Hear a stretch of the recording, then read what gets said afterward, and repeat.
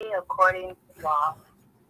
I am the National Grand Secretary of the state of Indiana, Dr. Sign Not to Lose at L, and I rise giving perfect praises to our Father God, Allah, and the highest honors to his illustrious prophet, Noble Drew Ali, Hanem El Ha Sharif Abdul Ali. Honors to our theocratic Moorish American government. Honors to our royal consul. Honors to our Grand National Seal, our Grand National Emblem, and our Grand National Flag, the Moorish flag. Honors to our divine constitution and bylaws, and honors to you all for being yourselves and being here in our Moorish respective class, Islam, Islam, Islam. Chapter 47, the obedience of children towards their fathers. From the secrets of Allah, let man learn wisdom and apply to himself the instructions they give. Go to the desert, my son. Observe the young stork of the wilderness. Let him speak to thy heart. He beareth on his wings his aged sire. He lodgeth him in safety, and supplieth him with food. The piety of a child is sweeter than the incense of Persian offering to the sun. Yea, more delicious than odors whipped from the field of Arabian spices of the western Giles. Be grateful for thy father, for he gave thee life, and to thy mother, for she sustained thee. Hear the words of his mouth, for they are spoken for thy good. Give ear to his abominations, for it proceedeth from love. He hath watched for thy welfare. He hath toiled for thy ease. Do honor therefore to his age, and let not his gray hairs be treated with irreverence. Forget not thy helpless infancy, nor the forwardness of thy youth, and indulge in infirmities of thy aged parents. Assist and support them in thy decline of life. So shall their hoary heads go down to the grave in peace, and thy own children, in reverence of thy example, shall repay thee piously with filial love. Islam, Islam, Islam. Today is June 17th, 2023, and welcome to another Moorish Perspective class sponsored by our Moorish American government.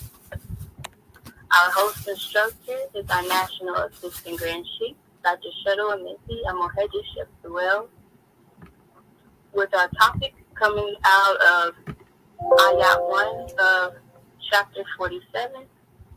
From the secrets of Allah, let man learn wisdom and apply to himself the instructions they give. Gratitude to our National Assistant Grand Chief for opening up the way according to law, and gratitude to the National Grand Secretary of the state of Indiana, Dr. Sai Anatuyu Hedgeru L, for taking registration and also reading the chapter of the week. At this time, Wishkin, I will call on our host instructor, our National Assistant Grand Chief, Dr. Shadul Missy and Moheji Shepsuel. Islam, Grandman. Islamism, can you hear me, Goddess and Queen? Clear as a bell. Peace and love. Gratitude. Islam, Islam, Islam, Moorish America. Let us rise upon the seventh and give all praises to the great God, Allah, Father God, Allah, and honors to his holy prophet, honors to our holy prophet, Noble Drew Ali, El-Hajj Sharif Abdul Ali, that is. We give honors to our Moorish kin once again, here, there, and everywhere, and therefore honors to all of you who are continuously honoring yourselves by being yourselves. We give honors to our Grand National Seal. We give honors to our Grand National Emblem, National Flag. divine constitution and bylaws, and honors to all of you who are indeed a living manifestation and personification of everything, and I do mean everything, that our holy prophet brought to make us a nation. I want to welcome you to another Moorish Perspectives, and I am your host instructor, Dr. Shahid Imani Mohadi Shabazel. My ancient Comedian high name being the same as Dr. Shedawaminti El Muhammad Shepsuel. And got a grand drawing to come forth with, Moorish Ken, into night's Moorish Perspectives. As always, we come forth to elevate and uplift our people, uplift fallen humanity.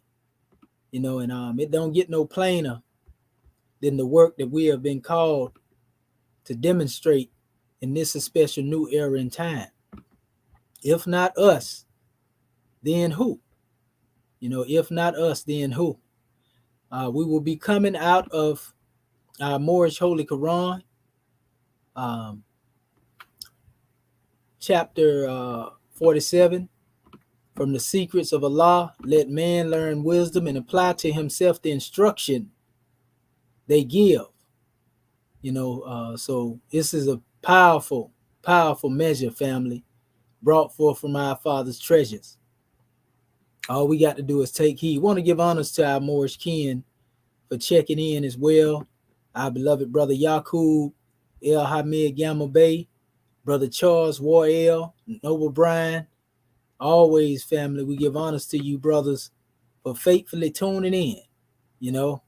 Praise be to Allah. Islamism without the schism. This is going to be a powerful drawing that we had to bring forth to our family. Always something to get us thinking. All of these lessons are dealing with what we call character building. And our character building actually start from the time, that we are actually within the womb of our mothers, unbeknownst of us. We call this the sacred groves. This is the true sacred groves of learning. So we have divine impressions that are impressed upon our consciousness. We can call them holy impressions, if we will.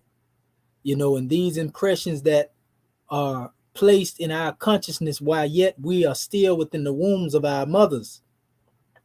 When we come into the manifest, our mothers are often our first teachers as well. And this is why we have teachings, that honor the goddess, honor the God woman, as we do Mother Ma'at, or the goddess All-Set, Het Heru. Also coming all the way up into the Grand Quran, where it tells you, even in that particular text, rever the womb which bore you. Now there's a twofold measure with this, because the word Ram, which is the root of Rahman and Rahim, which has to do with the mercy of the great God. The definition in root of that special word in and of itself also means womb. So not only do you rever, the womb of divinity, but the womb which divinity produced. And that is, coming forth through the chamber or the matrix of your very own mother. You see, these are the things that we have to start speaking on. We are not here to preach you to sleep. We are not preaching up here. This ain't no sermon. We here to demonstrate character building lessons that deal with self-mastery. We will make reference to many different sacred books or holy teachings. We respect them all in all actuality. If there's teachings there that can be honored and make you better, then all is well. So we're not tripping or fumbling over that special measure. We are here to teach character building. Again, this ain't no preaching, no sermon, and none of that right there. We teaching character building. And so we want to go into our subject matter tonight, which is dealing with the obedience of children towards their father. And by virtue of them obeying their father, most definitely they are obeying their mother. How is this? Because it is the duty of the God man, being the husbandman or the father, to instill the lessons in the seeds that are necessary, that they honor their father and their mother, that their days may be long upon this special land. Again, we ain't getting caught up into religion and preaching to you. We just saying, in order for us to advance as a people, in order for us to move forward as a nation and truly be able to unfold, we got to have some discipline. We got to have what some people call home training. With home training from a deeper standpoint, let's go back to, the mother continent. What was the lessons that were taught there? In all simplicity, it had to do with self-mastery. You see? Remember, our subject matter is from the secrets of Allah, let man learn wisdom and apply to himself the instruction they give. So what type of instruction we talking about? Hallowed instruction. Some people recognize these measures as we teach them in the Moorish paradigm as holy instructions. Again, this ain't got nothing to do with no preaching, and sermons and none of that. This all has to do with us ourselves recognizing the divinity, in the essence and how marvelously we are made.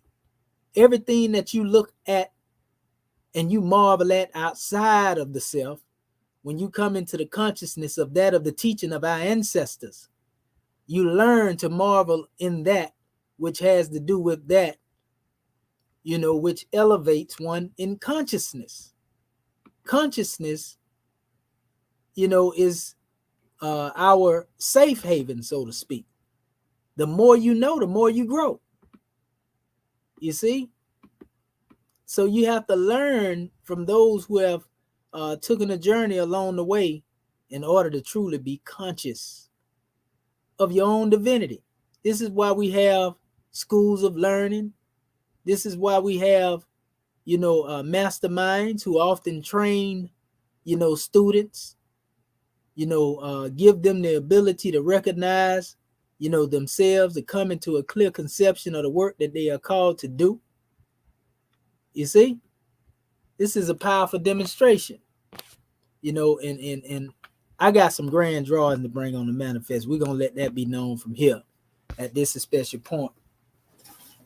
What I want to do before I go into the full aspect of my measure, I want to lay a foundation because our Grand National Chairman, Dr. Akin Pert M. Heru Tutankhamen Bey, has put a grand measure out there for our family in the exhuming of a nation. We always making reference to it. And I want to lay a foundation by coming from the exhuming of a nation right now, in fact. So what I'm going to do, I'm going to go to this special chapter, which is chapter 12.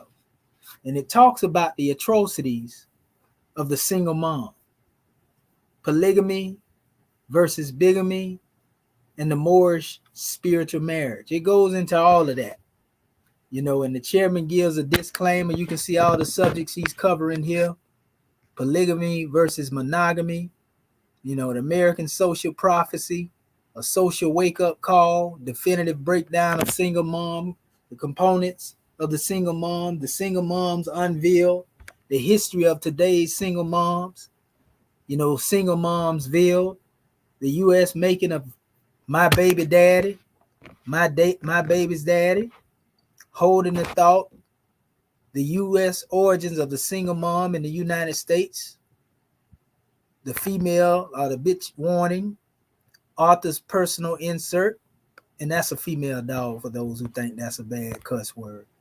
It said, did you know the great single mom appeasement, the divine origin of the family, the hoax of the so-called black marriages? Where are their men for single moms? The undeclared war of 1868.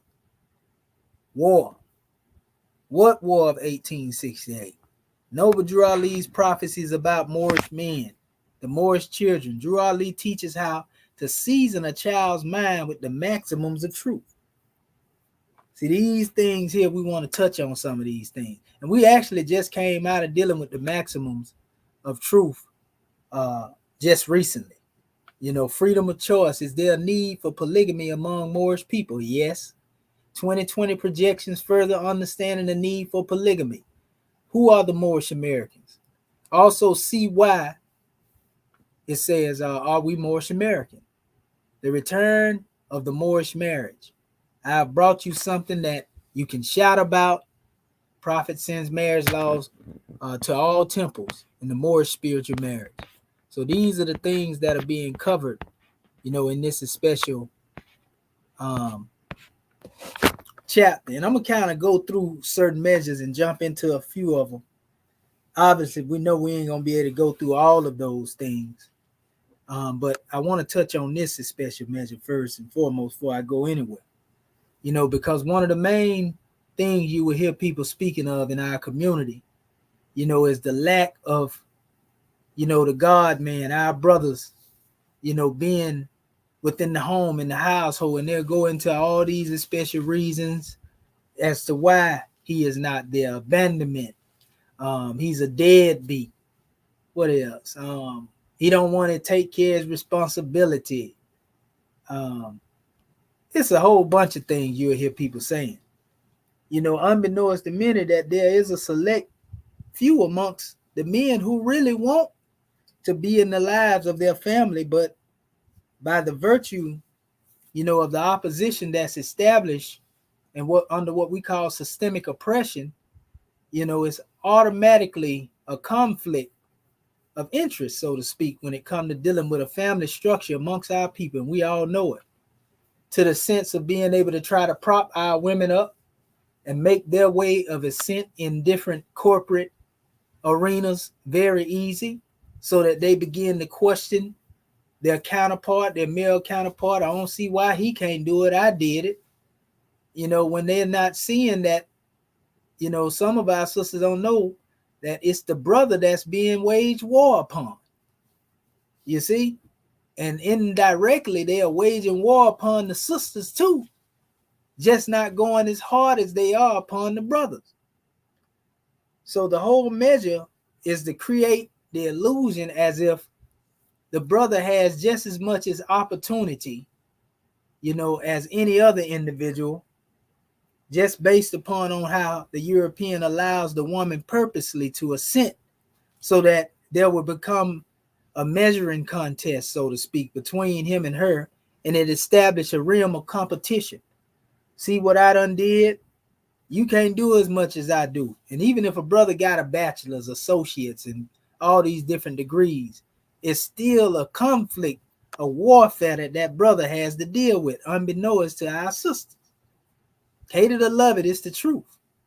You see what I'm saying? So before we talk about, a father, being able to instruct the seed, or the seed being able to be obedient to the father, there has to be a balance between the mother and the father. Meaning the seeds have to see that the mother respects the father, and doing his job. The seeds have to see that the father respects the mother. In other words, that there's no bunch of conflict and going back and forth and so forth and so on, right? Because if there's conflict and war in the home, then this is what will be bred into the consciousness of the seeds by default. You see? They watch you more than they listen to you, so to speak. And they definitely gonna hear you hollering and hooping and acting crazy. So, they think this is the way that you demonstrate. It's what grown folks supposed to do. It's even bad when we pass it down, from generation to generation. They be thinking, well, he don't love me unless he hit me. Or she don't love me unless she do some crazy thing to me. All this type of stuff. But we ain't got to go into that right now. We're going to go into the book of fire, so that our family can see what we are demonstrating and how deep we go beyond these matters of just dealing with religion. So let me do this here, because I see my screen is kind of small. I'm glad I looked here. We're going to open that up so that our family can follow us in this information. And all of those who will be ready to go into this drawing, then praise be to Allah. We look forward to your input. So the chairman started here. He said the definitive breakdown of single mom. The legal definition for the word single is alone only one that has been abstracted from others, unmarried, the term being applicable to a widow, and occasionally even to a married woman living apart from her husband, dominating, right? Black's Law Dictionary. This is what his definition is coming from, right? Then we have single mom. The SM is not a lawful status with respect to mother, father, parent, guardian. In fact, we only hear this concept, single mom, being spoken of for some reason when it comes to dealing with the Moorish goddesses and queens. Unconscious or conscious Moorish goddess and queen. We only hear this title being applied. You don't really hear them speaking of European women as single mothers, even if they are, do you? This single mother measure is another stigma that's being placed upon our people, to pinpoint, an assumable status, so to speak. You see? But it's overemphasized and inflated, so to speak, as a term when it comes to dealing with the women. And so they draw this particular measure of a narrative so that the women begin to think of this, and then who you think they're going to resent for being the single mother? The man that was supposed to be a father to their seed. Oh man, this is intricate when it comes to the design, that was brought about on the designer laws to keep, our family structure at odds and separated between each other. It says it is an implied social condition supported under the color of authority. Now, everybody know when you're dealing with the color of the law, this places you on the fiend expression of jurisdiction.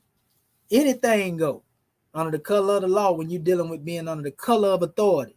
That's why you hear us say, well, we're not Negro, black, colored, or Ethiopian. All of these terms have to do with a construct within the political system, of Rome. Negro Act. Black codes. We already know it. Color of the law. Color, right? So when we understand this, then we understand that our true fight for liberation is to break away from these special shackles. These are invisible shackles, yet they are very real because they have held us in bondage for so long. Not only physical bondage, but spiritual and mental bondage as well. You see? So let us go on. It says, it is mom implying a mother who has been abandoned or otherwise left absent by the child's father. So that automatically establishes a conflict within the family structure, right? Is a colloquial expression used to identify those African American mothers exercising the protected custody of children in negligence of their offspring's biological fathers. So they have set up the system, a system that is supposed to make the sister believe, that she is receiving some help and assistance. But if you notice the stipulations that are being given, she has to make sure that the biological father is separated from her. And this actually has a effect so much so when one's under desperation to where it would actually cause a sister to want to sever ties, with that particular brother, just to get, that constant influx, of what they consider some income. Sadly said, but this is the truth, and this has been a hustler that has been placed in the midst of our people, for some time. This has been going on for some time. And so, what's necessary in order for you to get you some housing? You got to make sure that man ain't there. You got to make sure the man ain't there in order to get you some government assistance, right? what they call it, food stamps or EBT and all that. They call it EBT now, but you got to get you some government assistance. You got to get rid of that man. You better not get caught with that man over there. I wish you would go and marry. They're going to take all of it from you. And then next thing you know, you get with him. It might be going good for a little while, when it comes to his financial situation. And then wrong get upset with him. They cast him out, and it get a little hard on him. Next thing you know, it's going to be some conflict. So either that woman, in most cases, going to panic, and she going to turn to Rome, or she might even go into the aspects of turning to somebody else, and then next thing you know, something doesn't happen, and another seed done been brought into the picture or whatever, or whatever the case may be. We can look at it from both sides, on the brother side or the sister side. We ain't pinpointing nobody as being wronger than the next or righter than the next. We just telling you about the construct that has been created to cause domestic warfare within our household. All this is relevant to talking about the instructions that a father is able to give to his seeds, his children. You see, because if the woman can't respect the man, then most definitely she ain't going to respect the plan. So it takes the reality of the Creator, the great God. Both of them have to be rooted in divinity in order to overcome, this war, this assault, by legalese. I'm going to just speak on that aspect. But anyway, it says this term derived from the liberated, it says European female prototype, legally recognized as the single parent family. How in the world are you going to be a single parent family? You see, it ain't a family if the brother ain't there. You see? And if it ain't the brother separate from the sister, it's the sister separate from the brother. Then sometimes you had a brother, trying to get assistance from the government. Sometimes you had a brother trying to play the game, of getting welfare and, all this old type of stuff. It's crazy. Now, if you ask me, to be honest with you, all that type of assistance, that is given in those special states, it's really old to our people anyway. Whether we work or not, I feel we should still get that type of assistance. That's the greater aspect of what they would call reparations. If you want to look at it from that aspect right there, you owe it to them, and if it was looked at that special way of ones being supported with a certain amount of a stipend, for the rest of their lives, that right there could bring some balance to the family structure. I'm just speaking of just if we were to just use as an example, it still ain't gonna bring back the millions of our ancestors that done been hurt and harmed. But if in fact, our people are placed in a financial situation where they can become financially literate, because you can't become financially literate unless you working with finances. Prophet Noble Drew Ali said it takes finances to uplift the nation. He didn't say that's all it takes to uplift the nation. In fact, them really the last portions on the list, because you're dealing with food, clothing, and shelter last. But you got, that's what financing deal with. You got to get food, you need finances. You need clothes, you need finance, shelter, finances. You see? But we got to have the knowledge, wisdom, and understanding first and foremost. These are a part of the 12 crown jewels. You see? Love, truth, peace, freedom, justice, and equality, all that good stuff. You see? And everything else comes after that. But you got to have your knowledge, your wisdom, and understanding first. How can you have this unless you be taught? Wisdom speaks from out of the highest plane of spirit life. Knowledge means to know, and know means to apply. Understanding is the rock upon which man builds himself. You see? So this is how one would begin to lay a foundation. Obedience, is the first rung on the 12-step ladder. And one is being taught the maximums of the truth along the lines of dealing with the 12-step ladder. Islam. So these are social duties, but these are lessons that have been given to us to build us up as a family. We talked about our rites of passage, looking for them, where they at. You see, we got to get serious about this thing and really establish, instruments, of educating our people. Everybody knows something, but ain't nobody really serious about this thing. Everybody is trying to enrich themselves and fill the lining of their own pockets. They don't really care about the whole. I heard some of our youth say we need to just stop trying to save our people. That's what we need to do. We need to just stop it. Just stop trying to save your people and going on about your life. This is how some of our young generation out here talk. But anyway, it says this term derived from the liberated European female prototype, legally recognized as single-parent family. For the NBC people, it's mom. For the European societies, it is a single-parent family. Note the words parent and family are lawful statuses. The term single-parent family is recognized and accepted judiciously, civilly, and socially as upright in the spectrum of citizenry. It says, on the other hand, the state of the single mom is a condition of civil degradation,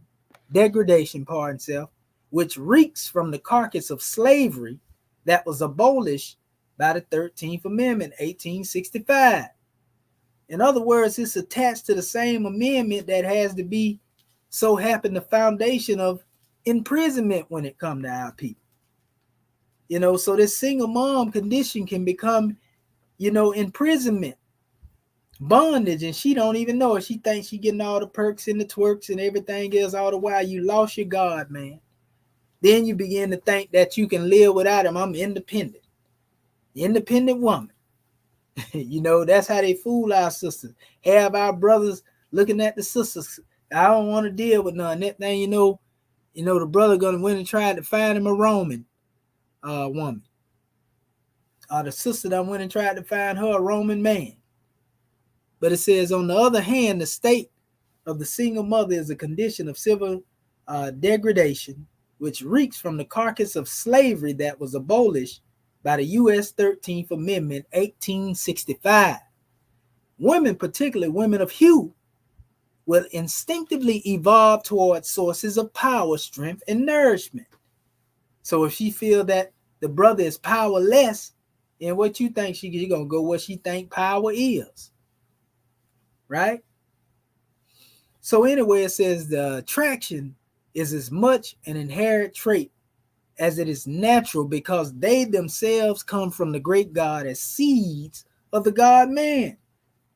It must not be forgotten, in all her essence and purpose, she is a goddess, a divine producer and sustainer of life. A melanin sister may openly display some degree of detest for the European male, but nonetheless, she recognized him as the source, which she must ask for favors. Source of her power, right? It says this is by years of design and is not a daily accident, especially since her Moorish men have been systematically displaced from any role as founder and national fathers. In fact, the Moorish males in the USA are dead last in political, national, independent, and economical powers more than any other men on earth. His women are reluctantly aware the so-called white man owns and controls all material things that she wants or needs. Would the fish take the bait if he knew the hook was hidden therein? He is made to appear as absolute ruler, while her natural man is secretly held powerless also through his laws. This is by design. This ain't, got nothing to do with one having an opportunity. We got to pay attention to these tricks that's being played on us. We should feel basically disrespected, for these things to be able to go on and we can't even pick up on them. It says when the mind is programmed to compete for physical survival, it is the food, shelter, and clothing that become the reward in man-made games of life. Then we just talked about that competition earlier. It is a part of human nature to gravitate with one's source of survival. Yet what single moms are experiencing is the results of what will happen when a nation's natural rights to feed itself are suppressed or destroyed. How are the nation's natural rights to feed itself being destroyed and suppressed? One, by the systematic, creation of a structure that allows for the brother within our family structure to be an endangered species. Allows, for that brother to be criminalized before he probably reached the age of 14. That's the only rite of passage we know over here in the West. And you got a few that may slip through the cracks here and there, and then you can put them in the realm of boule. Then they get a little change, and they don't know how to act. They dog a sister out because they feel like they got everything they need. And so they make it look bad and make it bad, for the city. It go all types of ways. The only way out of this special measure is by demonstrating on our own law, being who we are as a nation of people, but we have to be taught these things. Our people do not know what freedom look like. They never seen freedom. They think they free, but they don't know what freedom look like. They don't know what true manumission is. They don't know what true liberation is. If you were free, we wouldn't be striving to be free right now. You see, since we so free, you see, and that go for all the little groups and the cliques and the different organizations that are out there that think they free. But yet they will submit at the drop of a dime. And Rome tell them, I say you better not do that. Even if they in the right. Man, you can't do nothing. You just got to go along and get along, man. This these people world. And these people, all that type of slave doctrine that you hear from brothers. Pity these brothers that be talking that naught and nonsense. Eloquent in their own ignorance.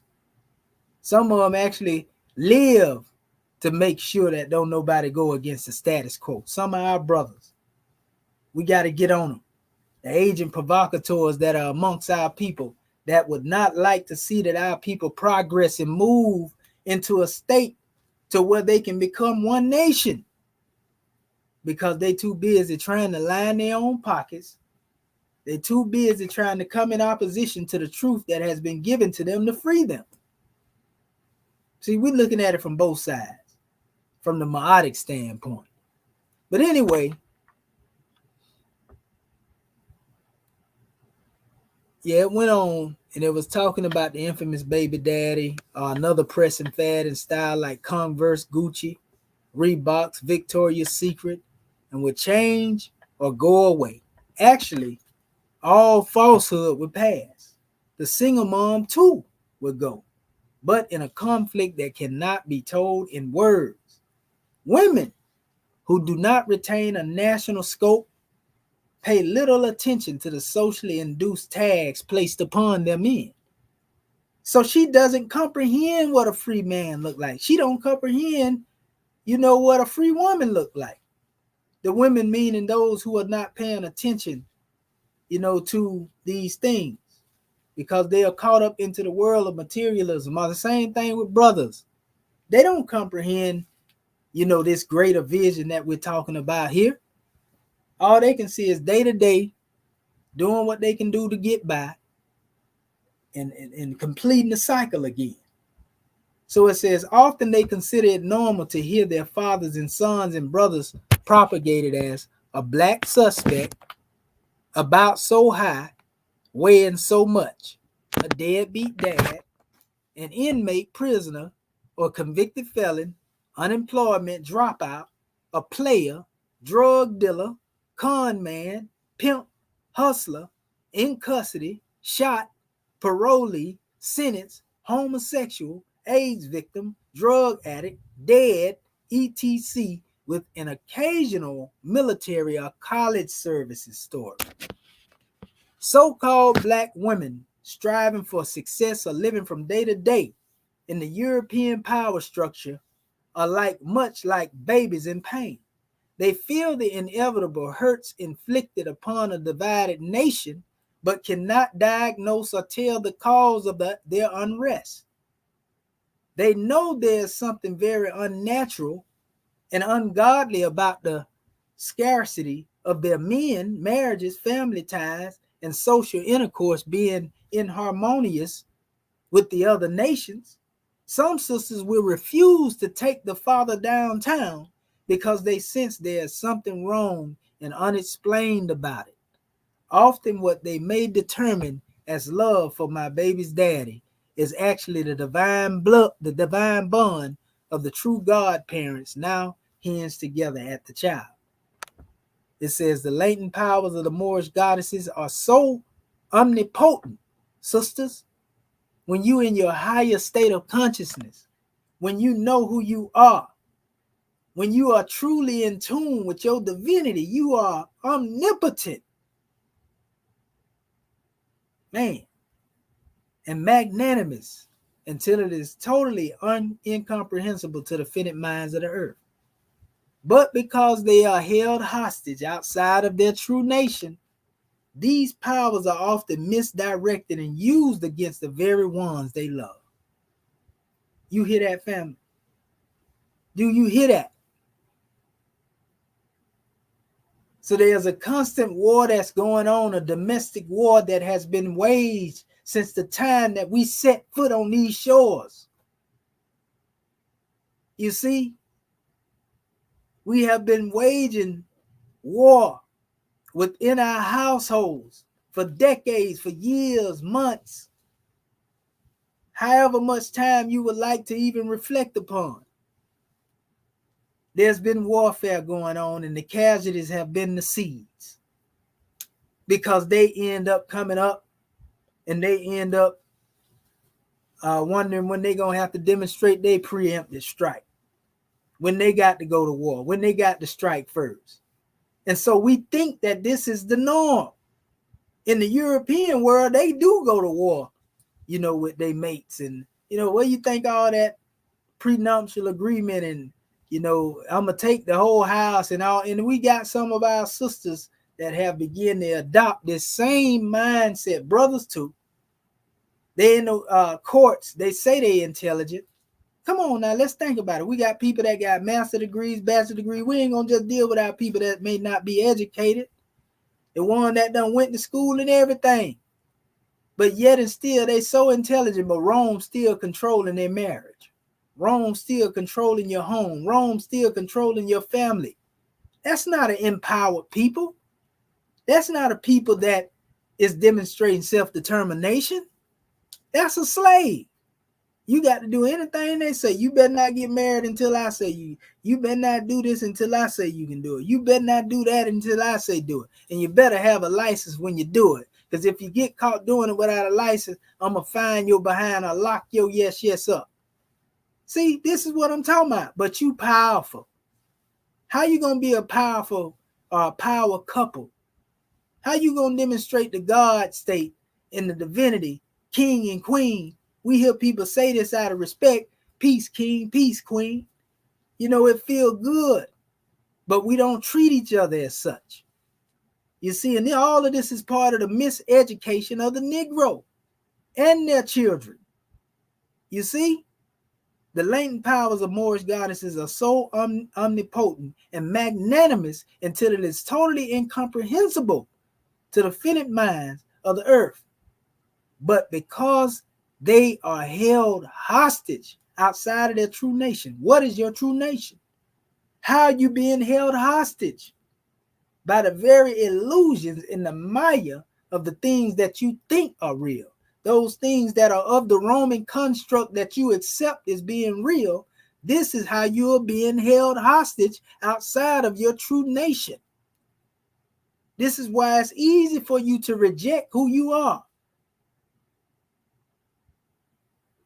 So it said these powers are often misdirected or used against the very ones they love. So we have a nation of infight. And we pass this infighting down through inheritance, generation after generation. And this becomes, again, the miseducation. Ain't no holy instruction being given. Ain't no true rites of passage being taught. Later for that, that's out the window. In fact, they ain't got a window to throw nothing out on them, land to do nothing else on either. So we already know where that's going to, right? So it says, in countless situations over 4 centuries, she has used her authorized domination to save the lives of Moorish men from genocide and extinction. We give honors to you for that, sisters. You have did your part. Meanwhile, extracting necessities from the very table of oppression, that holds rule over her and her own. All so-called African Americans are familiar with terms like prisoners, deadbeat dad, baby mamas, baby daddies, single parent family, single mom, and slavery. And however, it is not often that one is aware of the legal and historical cords that connect these social statuses. It is even rare for the single mom SM to be recognized as an institution or as a catalyst for anti-autonomy of her nation. There are millions of single moms within the borders of the U.S. Some people think it is expected, a misfortune at best. Yet, single mom is about as accidental as guns and drugs in any urban ghetto USA, or as unplanned as the black males, which just happened to total nearly 56% of the U.S. prison population. And that number done skyrocketed just recently, because this is, during the time when the book was first written. But it says, while compiling less than 14% of the U.S. population. So it goes into a whole bunch of measures here. It says components of the single moms. There are 3 major sides to the producing of such a large segment of people labeled single mom. 1, prevention. There's even what you call a single mother philosophy. You see, there's even what they call a single mother philosophy, and they have their own language that they communicate to each other. You see, there are 3 major sides to the producing of such a large segment of people labeled the single mom. 1, prevention. Noble Drew Ali, in his holy instructions for thy children, says, consider thou a parent, the importance of thy trust. Being thou hast produced, it is thy duty to support. Now, let me ask you a question for those who so much against Noble Drew Ali and what he taught and what he brought. Do you think that this teaching is not good for our people? This is our holy prophet, God, man, come to us telling us he ain't trying to browbeat you with no religion. He ain't come to you preaching no way. If you read the Holy Quran is not like the Bible, where you just being preached to. The Holy Quran or the Moorish Science Temple, or the Holy Quran of the Moorish Americans in general, if you go into that particular book, you're going to see that the lessons deal with self-mastery. What's wrong with somebody bringing you a teaching to master yourself? If you find fault with the mastery of self and somebody bringing you a teaching that's going to make you better, you will find fault with anything. There's not one time that Prophet Noble Drew Ali say you got to believe in this God or you going to hell. That ain't how we teach. In fact, the only place that hell is made reference to is where in our Moorish Holy Quran, we teach that hell and heaven is not a place outside of man, but within. Outside of that, you don't hear nothing about no hell, going on in our Moorish Holy Quran. So it makes plain what a heaven and a hell is in reference to dealing with oneself. You see, and then we'll hear reference to heaven again when we deal with third heaven adept chamber, which is above your neck. So all of this is dealing with self-mastery. So you can't charge us with teaching our people, that old fear-mongering type doctrine. because that ain't what we teach. And only a fool or somebody that's ignorant, that have no knowledge, and we don't say that to be mean, we just telling the truth. You ain't ready. If you talk like that, you never studied the teachings or heard what Noble Drew Ali taught. And chance is somebody done gave you a slip to hate or more Mickey in your drink. You know, and so now you can't get past what somebody else told you about Prophet Noble Drew Ali. And therefore you go along with the narrative of what they said, what he say he was teaching. This brother was literally took off of the count physically. His own people murdered him physically. We ain't getting caught up in the cause of death, but I'm telling you, our own people brought harm to this brother for what he taught. He was a young man when he started teaching these teachings. A prime example of what any man should be. At a young age, he sacrificed his very own life for the uplifting and salvation of his nation. And you mean to tell me you don't have the decency in you to respect that? When you know you scared of this European. This brother went out there on his own as a young man, stood, you know, in the public, demonstrate. And this is why we catch so much hell, people. You don't have the decency enough to respect your ancestors. You don't respect your father. You don't respect your birth father, nor do you respect your spiritual father. There was a time that every nation, when it come to dealing with our people, we had a spiritual father. You hear people, they like to use the term Baba, you know, master teacher, doctor, this and that, but in all actuality, they don't really honor them as that.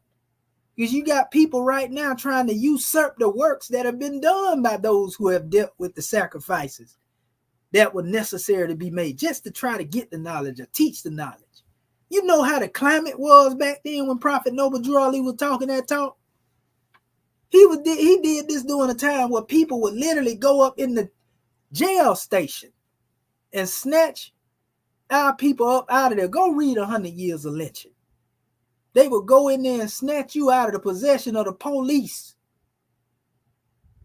and lynch you.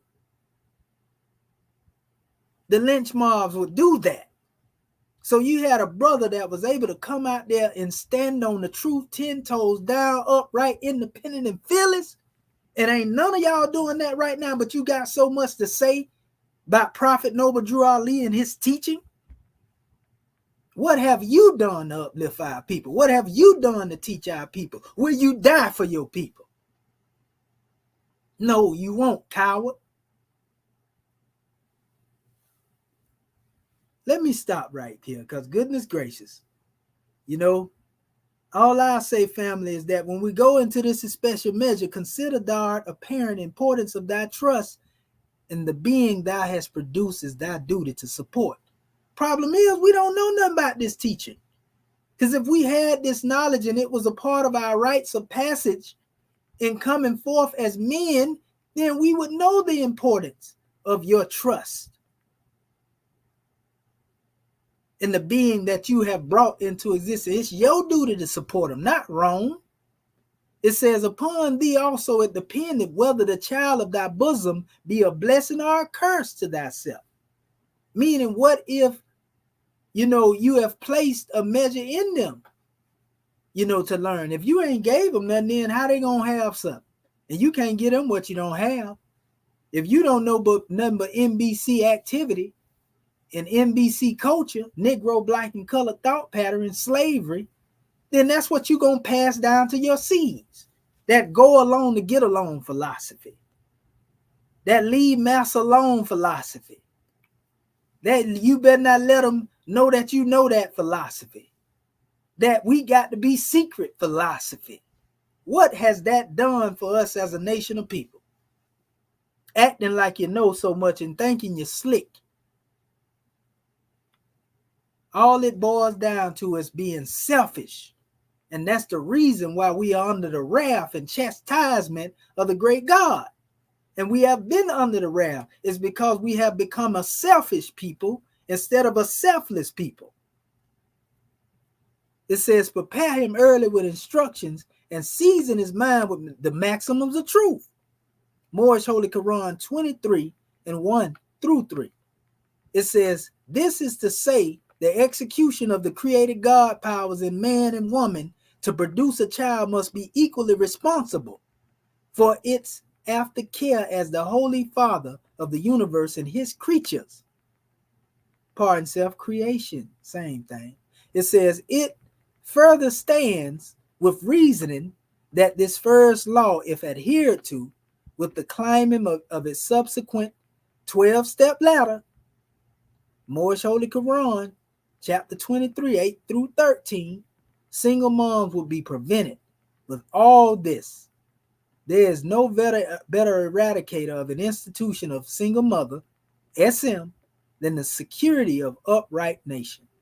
Only within the principles of a clean and pure nation in there the protection every woman need to fulfill her divine and natural status. You know, I want to give honors to our Grand National Chairman. You know, he was definitely, you know, plumbing that line, so to speak, when it came to being a mastermind when he put this stuff together. He was deep diving into the situation that you don't see nothing in here where the chairman in here getting all caught up into some religiosity. He know the great God Allah made us. He gonna make reference to that, but he gonna let you know you the God man and God woman. You the one that have the powers and the ability to change your condition, because it is a power that exerts itself for the individual at the will of their own use. It ain't going to exert itself at the will of Rome freeing you. When have you ever known an oppressing nation to really be honest about freeing their slaves without having some strings attached? Because they know that the freedom of their slaves is a part of their own detriment. So of course they're not going to promote that. When I say free, I mean free in every aspect. I ain't talking about just taking the shackles off of your neck, you know, off the noose off your neck and off your wrists, you know, everything when it comes to dealing with being, you know, chains and so forth and so on. We ain't talking about just that alone. Because if you still being lynched on the Roman law and you still being shackled, you know, to assumable jurisdiction, then you are free visibly, but mentally and spiritually, you still in bondage. And that's the worst type of bondage, because most of our people think they're free when they're walking. The dawn of the dead, like a zombie, talking, walking, everything else, eating everything else, and still ain't free. Freedom ain't free when it come at the expense, you know, of your people still being in bondage, and you know, they giving you a little opportunity over here and they calling it a privilege. And everybody ain't got the rights to that. You got to be special to have you some freedom. You got to act like a real boule Negro. Let me keep going on. It says government responsibility. It is the responsibility of every government to have protective care for its distressed citizens, especially its widows or widowers and orphans. Governments through its courts and bureaus, child support enforcement, child abuse agencies, welfare, social security. Do you not know that these are really in the world of dealing with the single parent structure of family? Do you not know that these are pretty much, you know, the armed forces that are waging the war upon the family structure? You know, this is, you know, basically the military. You know, this is the military that deal with domestic warfare. All these are special ones here. Department of Children and Family, Child Support Enforcement, Child Abuse Agency, welfare, all that. How you gonna fight that, brothers, being one man? How you gonna even fight it, you and your God woman? Well, the best way that you can defeat that is by your love. That's your greatest weapon. Your love and your unity. That's your most sacred weapon. Truly loving each other. Not love that's based on conditions, but unconditional love. Not the love that you fall in, but the love that you rise in. together. You need each other. You can't do without each other. I don't care how much they tell you. You can go over there and cross the fence all you want to. I guarantee you, at some point of the time in your life, if you don't regret it later, wasting a lot of time, you're going to run your yes back over there where you supposed to be. Ryan here talking about you swirling. And you got a swirl agenda. And you keep on swirling then. So it says, these are necessary entities when parents and children relationships run amok or into untimely adversity beyond individual control. Islamic governments and other high civilizations have polygamous laws as yet another remedy in preventing and curing societies of single moms. Polygamy versus bigamy. And it goes into the need for single moms. This brings us to our subject matter and warning here in the U.S. Single moms are needed. This is why they are produced. That's big business, family. This is all a part of, economic stimulus. Your misery, people are being paid off of it. Those who become homeless can't do nothing for themselves but wrong get hold to you and put you in their system. They can make $1,000 a day off of you, brothers. In a federal system, $100 a day in the state. Now you in and of yourself ain't worth a doodly squat to somebody else, right? But they can take you being homeless without nothing and you actually ching, and you hear the cash register, jumping out. So you have become a commodity. You didn't know that you were chattel property. You didn't know that they even made their own pale skin people as well part of this under the 14th Amendment law. You ain't the only one slave. They slaves too. They just got the illusion of thinking they got some privilege. They slaves too. Only difference is you don't have the privilege that they have. To be comfortable being slaves. You see? The USA has never functioned without a steady diet of slaves, de facto citizens, and other chattel commercial properties collectively called straw men. From the NBC productions, single moms are a necessity for population control and stability for the nationless enterprises. By the sales of their certificates of live birth to certificates of death, the females can and will produce neonates for the European open markets without all the government concern of licensed husbands, family stabilities, and other employment support systems. Free enterprise is founded upon the theory of supply and demand. The success of supply and demand rests upon creating a marketable product. You the marketable product.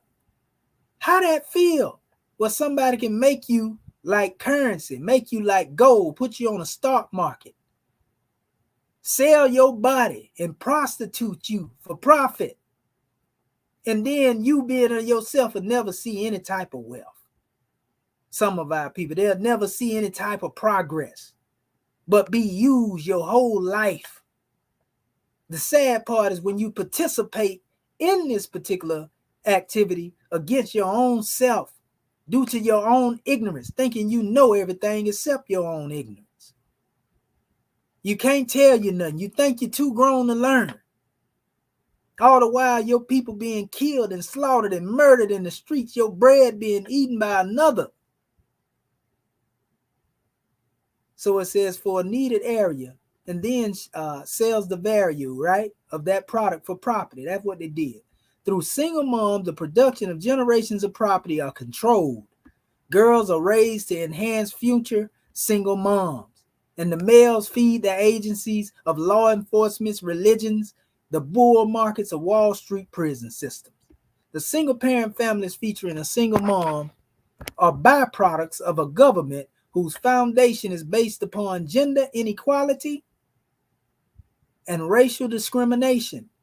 The original Constitution of the United States was unequivocally written by free white Masons, men, and free white Masons, men esoterically This is this great document has not been changed. So-called Negro, Black, and colored NBC women were freed by the U.S. congressional ratification of the 13th Amendment in 1865. But the supply of the single moms created during slavery was still in much demand. White women were freed 55 years later by the 19th Amendment. The status of single moms is among the first order of business for the pure and clean nation of Moorish Americans. For now, in order to see them, we must look underneath the black robes of U.S. Justice to find her among the skid mark, stained jurisprudence of the 14th and 15th Amendments. Goodness gracious. Now that's a bad place to be. These amendments, 14th and 15th, are ex post facto to the 13th Amendment and the U.S. Constitution. They are in lawful violation to the principles and standards of nationality and citizenship as required by all other nations of the earth. See 13th, 14th, and 15th Amendment. This chapter will further show these amendments are uncover extensions to the institution of slavery abolished 3 years earlier. And I'm going to stop right here. It says, in fact, the enactment of these congressional laws began the period of mental slavery, which you have now revealed by Noble Drew Ali in 1915. So this is what we are suffering from, mental slavery. And we have repackaged this mental slavery. We have learned to live with it, and make it an endearment to ourselves. This is what we have been doing, family. You see, want to give honor to our family. London listening in. We've been hearing family listening in from the UK. Want to give honor to our family from London. London, Bristol. We want to give honors to you if that's where you're from, or if that's not your name. We want to give honors to everybody. These things are important because we know the same caste system is even there when it comes to dealing with our people. Wherever you find a melanated people, or people that are full of hue, upon people that are hueless, you can believe that most of our people are clueless. When it comes to dealing with what they're suffering from, when it comes to dealing with this mental slavery. So this is why it is necessary, that these lessons are taught. This is why it is necessary, that we deal with, bringing about a rite of passage, creating a university amongst ourselves that we can instruct ourselves. From the secrets of Allah, let man learn wisdom. Man is the Moorish American national and apply to himself the instruction that they give. What are the secrets of Allah? In all actuality, these are things that you can't see with the carnal eye. It has to do with the gifts of the understanding that come forth from the treasures of Allah. And that's within you. You have gifts of understanding. That's where the secrets of the great God Allah come forth. Let the Moorish American national, the master of Allah's nature, the master of God's nature, let them learn wisdom and apply it to themselves. And when they can apply that to themselves and they receive the instruction, then they can get the same instruction to somebody else. Each one teach one. You know the idiom. You see? This is what we're talking about. We have to get out of the realm of constantly talking about the problem and bring about some solutions, people. All people want to do, even before us, they want to continue to philosophize and see how good they can articulate and be eloquent in their own ignorance of their condition and make it sound good. They want to make it feel good when they talk, but when it comes down to doing the work, that's when everybody dumbfounded. When it comes down to doing the work, where is the work being done? In fact, when somebody do the work, in most cases, our people got something to say about that. Look how they did our brother Dr. Umar. They instead of them look, hey, and sister brother, let's question his credentials. Did he really go to college and get his degrees like he say he did? Oh yeah, he took the people money. He's a scammer. And they'll do the same thing with that brother with another individual that'll come forth and do the same thing. The public is unstable and always ungrateful, family. The same people that act like they're rooting for you one moment, all it takes is a trend of people going in opposition to you. And our people are so weak, most of them, they run with the narrative because they don't want to be seen. They can't take that pressure. See, I can stand up in the midst of a whole 1,000 individuals disagreeing with me, and I can still stand on the truth. I don't need nobody behind me in order for me to be the truth and stand on what I know. But some of our people look at numbers, but the general opinion of men will never alter the nature of the truth. It can be 1,000 people calling the truth a lie. That still ain't gonna make the truth a lie. The truth gonna remain the truth. They just believe it's a lie. And if you foolish enough to accept that type of narrative and you always a follower, then you ain't fit to be a God man. No wonder you have a misconception when it come down to dealing with the teachings of what's called religion. Because you always looking at somebody outside of you to save you. You can't see yourself as being the divine presence. You can only see yourself looking at yourself from the perspective that Rome has taught you. You can't see yourself as being in the seat of divinity, directing your own course, demonstrating self-determination. Because you have a welfare recipient-like mentality. You're always looking for a handout. You're always looking for somebody else to do what you do for you, what you can do for yourself. You see? You say that, you talk all that big stuff about, I'm my own man. I'm my own woman. I'm a free thinker. I think outside the box. But yet, when it comes down to being able to stand on that, many of our people find wanting. We don't say this to try to beat our people up and be mean. We're trying to get you to look at this thing because the sand in the hourglass has fallen to its last ebb. Time is up. Ain't no more time to be playing. People still think they got time to be lollygagging, thinking they still got time. The house is burned down. It's only a matter of time for that toxic smoke and carbon, bad carbon get in your system, monoxide, and take your behind out. You see what I'm saying? It's only a matter of time before you get smothered out, and then your body gonna burn up in that demonstration. You see? We ain't got no more time to be playing people. And anybody that don't want to hear this is a part of the problem. Anybody that don't want to do the work and they think that they still need to go along to get along with somebody else, they think they need to try to be accepted by somebody else. They still thinking like that old age-old thought pattern and don't want to really do no building. They want to find reason to be in opposition to each other and beef and constantly bicker and bite. Y'all want to live like that right there. Both Prophet Noble Drew Ali and Marcus Garvey said it like this. He said they can't do nothing but die. He didn't say he was going to kill them. Marcus Garvey said it like this. He say,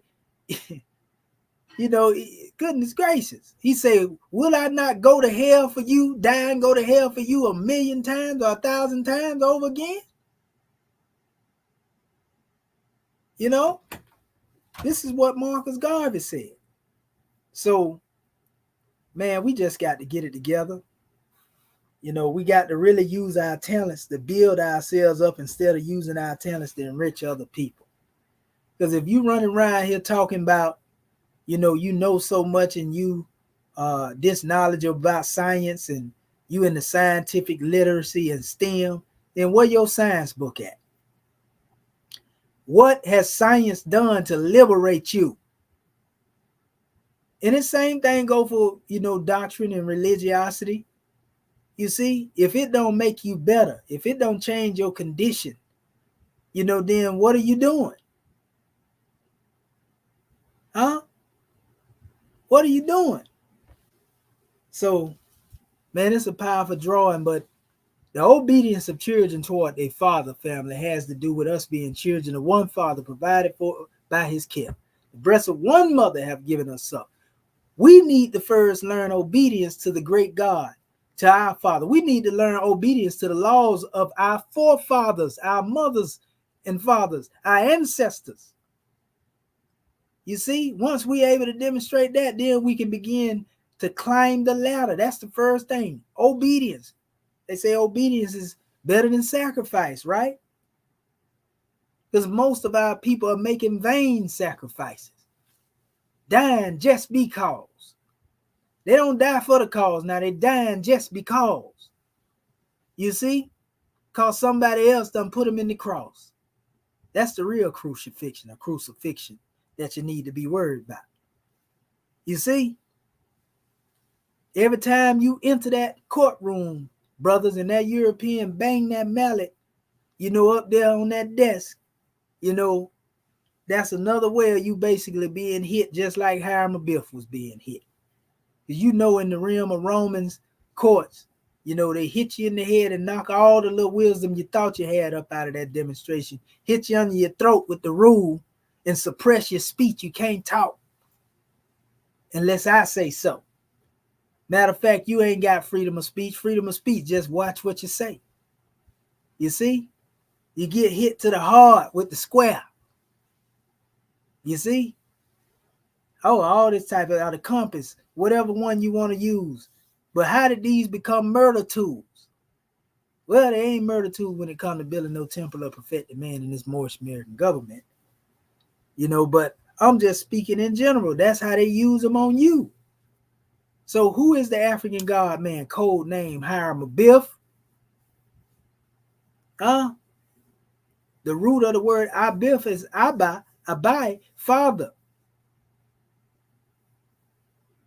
You see? Abi. Ab. It also has to do with what relates to the heart. And the fact is, again, we don't have enough love and trust in our hearts for each other. And that's what's killing us every time. That's what's keeping us stagnated. So, man, I just want to say gratitude to my family that's out here really doing the work of uplifting fallen humanity. It don't take long to tell the truth, but before we can expect the seeds to be obedient to us, we got to be obedient to our Father, brothers and sisters. You see, once we understand that and we begin to conform to the characteristics or the immortal virtues of who we know as Ish and Isha and get up out of that fallen Adam and Eve demonstration, all is well. We have to conform to being spirit man, brothers. You have to be able to conform to be spirit woman, sisters. This is why we say the higher self is spirit clothed with soul made in the form of Allah. There's no gender in that. That's a brother and a sister, both of you in your original state. If you have truly received divine instructions or holy instructions, this has to do with obedience. You ain't obeying somebody outside. This ain't your master hitting you with no whip. Obedience, we're talking about obey your higher self. But you can't obey what you don't know. You can't obey the higher self if you don't know nothing about it, if you ain't in your higher self. How can you be obedient to high principles and you never was taught that?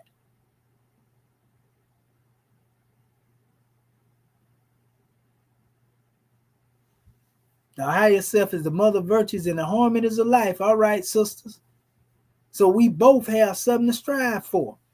We both have a height to attain. And once we're able to do this, then we would have properly set the order, back into a balance within our family structure, being of that of a meiotic balance, being of that which is kin to the cosmos. The sun will become illuminated. The moon, which is the goddess and the queen, will reflect the light to the seed, and the stars will become illuminating guides to all of those whom are to come. Again, you can only give what you have. You can't teach what you don't know. So I just wanted to give that particular measure and give honors to all of our family, that is on the manifest at this especially time. So what I'm going to do is I'm going to open up the floor so that we can hear from our Moorish kin.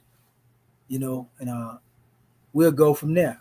So *6 your phone, Moorish family, and remember our subject matter is the obedience of children toward their father. You see? And then when we go into it, our ayat we drawing from is from the secrets of Allah, let man learn wisdom and apply to himself the instruction they give. Knowledge means to know, know means to apply. If you can't make it applicable, then you really don't know what you think you know. Islam. *6 my phone right now. And mute out once our Moorish kin come in here. If any more would like to speak and give their measure. Islam. Islam, this is Dr. Bakshi J. For the Iowa Territory, first I'd like to rise and give all man a praise to Allah, honor to the Prophet, also our credit government and royal council, a flag seal in them, our divine constitution, Swift Angels, no T systems, like on the all the moons that are on the call and on the watcher. One of the things that you was talking about, pay attention to the higher dictates. Well, only ones who ever had to sit still can hear a voice. You have to sit, and a lot of us really aren't still. We're not. We're caught up in the hustle and bustle of life, going to work, getting on our hands to wheel. We haven't even had the time to control our own thoughts, let alone hear some higher dictates that go against the Joneses that we're chasing after. So you get into this, and if you are, that's why Nicky Machiavelli said one of the greatest quotes I ever heard was, when it comes down, it says, men are easily conquered by their desires, that a deceitful man will find many who's ready to be deceived.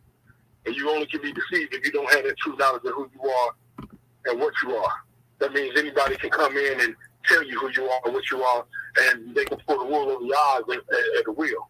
You know what I'm saying? And if you have any form of what's called weakness, you know what I'm saying, and you still got Bambi legs when it comes to using your own mind, but you sucker from somebody else using your mind, whether that be the television, or whether that be, you know what I'm saying, things that you're chasing after. Even the things that you're chasing, even getting up going to work every day for somebody else, that's still. And I would say to some dictation, it's even doing it for yourself, as long as you are knowing that we have to have currency. That's beyond the fact. It's just how we're doing it, because we're still, at the end of the day, suckling off the master's tip, the master's game. You know what I'm saying? And not my master by no means, not our masters by no means, because we know who is the, like you said, man, our lives nature, And so, but it's still that we haven't came into the concept that we have to have our own. Everybody wants to be grown. We say we grown, but then, you know what I'm saying, when we were younger, we were chasing to get old. And being old is having the concept of having your own, but why does it seem taboo when you want to have your own government? It seems foolish to go to a cage bird to be free. You know what I'm saying? It seems like a sickness to one that's not able to spread their wings and fly, to fly. You know what I'm saying? So it seems outside the norm when we're talking about having our own, that we put a limitation on the growth that we are choosing to even, migrate to even come into. Now that we have our own flag and we have our own, and I'm not saying people aren't waking up, but the fact that, like you said, is, you know what I'm saying, America's burned. They made you many movies to show you. Olympus Has Fallen, the Angels or Fallen, whatever, Angels Have Fallen, where they had Morgan Freeman in it. They got all these movies to show you that everything was crashing and burning. They got to tell you. They told you, but you're not paying attention to it because you're still used to being fed and not feeding yourself. And what are we feeding ourselves with? That's the other thing. What aspect of knowledge are we, where are we getting our knowledge from? Where are we getting our source from? There's a dude that used to tell people, if I feed you, then I can have my way with you. The dude used to tell people that at my job. So if you're fed, then he can He can tell you what to do. He can tell you how to do it. He can tell you when to do it, and you would have no other choice but to do it that way. And that's ultimately the cycle that we're in, especially when we're looking underneath that Negro, Black, and Colored Act. You know what I'm saying? So this is a grand measure. It goes deep. You know what I'm saying? It goes sometimes when you're looking at the bigger picture, it's going too deep for a lot of people that are unwilling to think, because it takes the activity of thought to come up with a topic like this, and let alone to be able to comment on a topic like this off your own free will. You know what I'm saying? So with that, I'll leave it a comment. Peace. Islam, grand measure. Sister Rashid, Islam. Islam.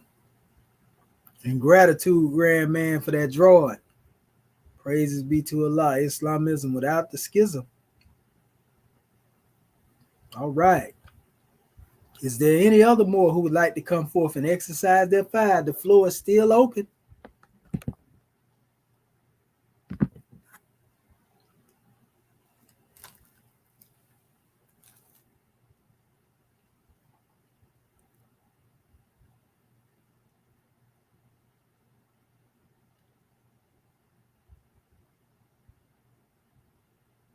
You mean to tell me you got crickets in here already? Boy, that's a sad situation now. Islam? Don't nobody want to do no work. Islam, brother. That's Jehudi? Yes, sir. Go ahead, grand man. Oh, yeah, we can hear you loud and clear with divine ears. You got it flow, grand man. Gratitude, that's Sister Grand Sheik. Oh my goodness. I can feel the heat from that scimitar all the way down here in North Carolina. All the way up here. Islam family. I am Dr. Kuru Jehudi Bey, North Carolina consulate. Let me rise and give all praise to mighty God Allah. Give honors to a holy prophet, Noble Jew Ali. We give honors to the Moorish Americans government. Honors to our flag, our seal, our emblem. Honors to all the officials, Act 1 of Moorish America. And honors to all Moorish Americans here, there, and everywhere. And honors to all those listening this evening. Gratitude, Sister Grand Sheik, for this grand class once again. And man, I tell you, so many different directions I could take this in. Stay on course. You talked about the single family when you read out of the Book of Fire. You drew from that powerful writing that our chairman had penned, and putting in perspective that everything that has happened to our people is, aside from those self-inflicted wounds, everything has been designed for our downfall. And it just seems like so much has happened over the years, centuries, where we should know better. We're at a time now where we can't argue the fact that we don't have any information. We don't have any books. We don't have any knowledge of where we were, where we are, and where we're going. There's no excuses now. Our people are so stubborn and hard-headed. They stand in a building, watch the Europeans set it on fire, they smell the smoke, and then they tell one another that's incense. Don't mind that. That's a aromatherapy. We good. And we see what these ones have been doing to us over the years. We see how they've enacted laws against us, pitted our women against our men against our women, children against father and mother. We had our prophet, who was the only one who stood strong against this ideology of self-hatred and this mental slavery that we're in. Our prophet gave us the remedy. He gave us the antidote.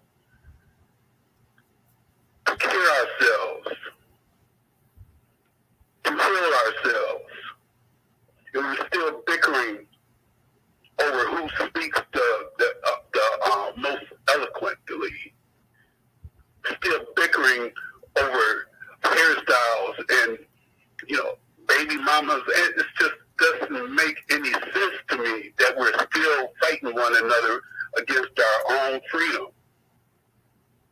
And I give honors to our chairman and our sheik and our sister Grand Sheik, all the Moorish Americans in our government that are fighting this against this mental slavery of our people, because it's a hard job to get our people to understand that they're more than what someone else has told them to be. That they're stronger, they're wiser, they're more intelligent than their European education have tried to put labels on them. I came up during the time where, I thought, I got a good education. Come to find out they lied to us. They hid the truth from us. But like you said, Sister Grace, you can't hide the truth forever. I don't care how deep you try to hide it, or how many walls you build up, or how many prisons you build. We're still going to stand, and we're still going to survive. But this time now is we have to come together. Our people have to quit this, trying to get more likes than one another. Trying to, chasing that Maya. Islam. So I give you honest, Sister Grand Sheik. I tell you, you got me fired up here, and I hope my Moors come on and give their measures, because this, man, oh man, this is what we need. We need this. We need to be given this truth the way you're delivering it. Islam. Let me go. Well, man, Islam, Sister Grand Sheik. Woo-wee. Peace and love, family. Islam, grand man. We give honors to you for that drawing. Praise be to Allah. Islamism without the schism. We give honors to all the love that you demonstrated. Powerful. All right. We got another more trying to get in now. Islam. Brother Marvin Edward Bank. Can you hear me good? Because I'm like outside. I had to take a run. Can you hear me Oh, good? yeah. I can hear you pretty good. Okay, great. I'm Dr. Marvin Edward Bank, Consul General of the Texas Consulate Rising, giving all praise to the great God of Allah. Giving highest honor to his prophet, our prophet, Noble Ali, Al-Hajj Sharif Abdul Ali. Give high honor to our theocratic government, our Moorish American government. Give high honor to our Egg One. Give high honor to all of us. Give high honor to this class, our Moorish prospective class. Well, I give honor to you, Dr. Sedu and India Mohammed Sessuel, our National Assistant Grand Chief of Moorish America, and instructor and host, most powerful, most elevating, most revealing of Moorish perspective. I give honor to all those that aided in bringing forth this class this evening. I give honor to everything that is Moorish, our flag, our Constitution, our 101, 102, like Zooming of a Nation, all about divine revelation. I give honor. Give honor to the forerunner, Dr. Marcus Moshe Garvey L. As well as I give honor to the ancestors and stories of standing fine. We are the return of the ancient ones. Man, this was a powerful measure. And I just want to say, you did your job tonight. I mean, whether the Moors want to say something or not, I mean, it would be more beneficial for everyone to say something. I mean, I don't come from where they're coming from. But I should say, yeah, you definitely did your job. And you brought back so many things.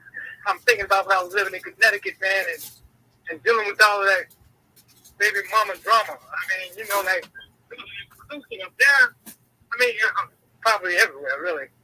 But it just seemed more prevalent to me because that's where I was at the time,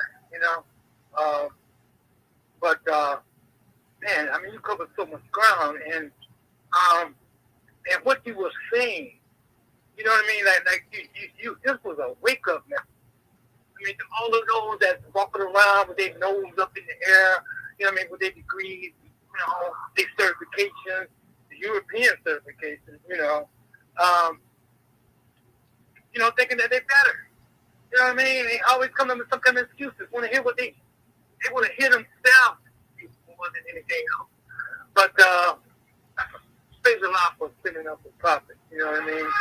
For bringing us everything we need to save us as a nation of people. Now all we got to do is take it and save ourselves. And this is what we're doing in the Moorish American government. So all of those that are within the sound of my voice, I put it like this here. You're in the right place. You know what I mean? It is time. It is your time. You know what I mean? So all we got to do is step up. You know what I mean? Stand up. Because we can't do it laying down, you know what I mean? Dragging our feet.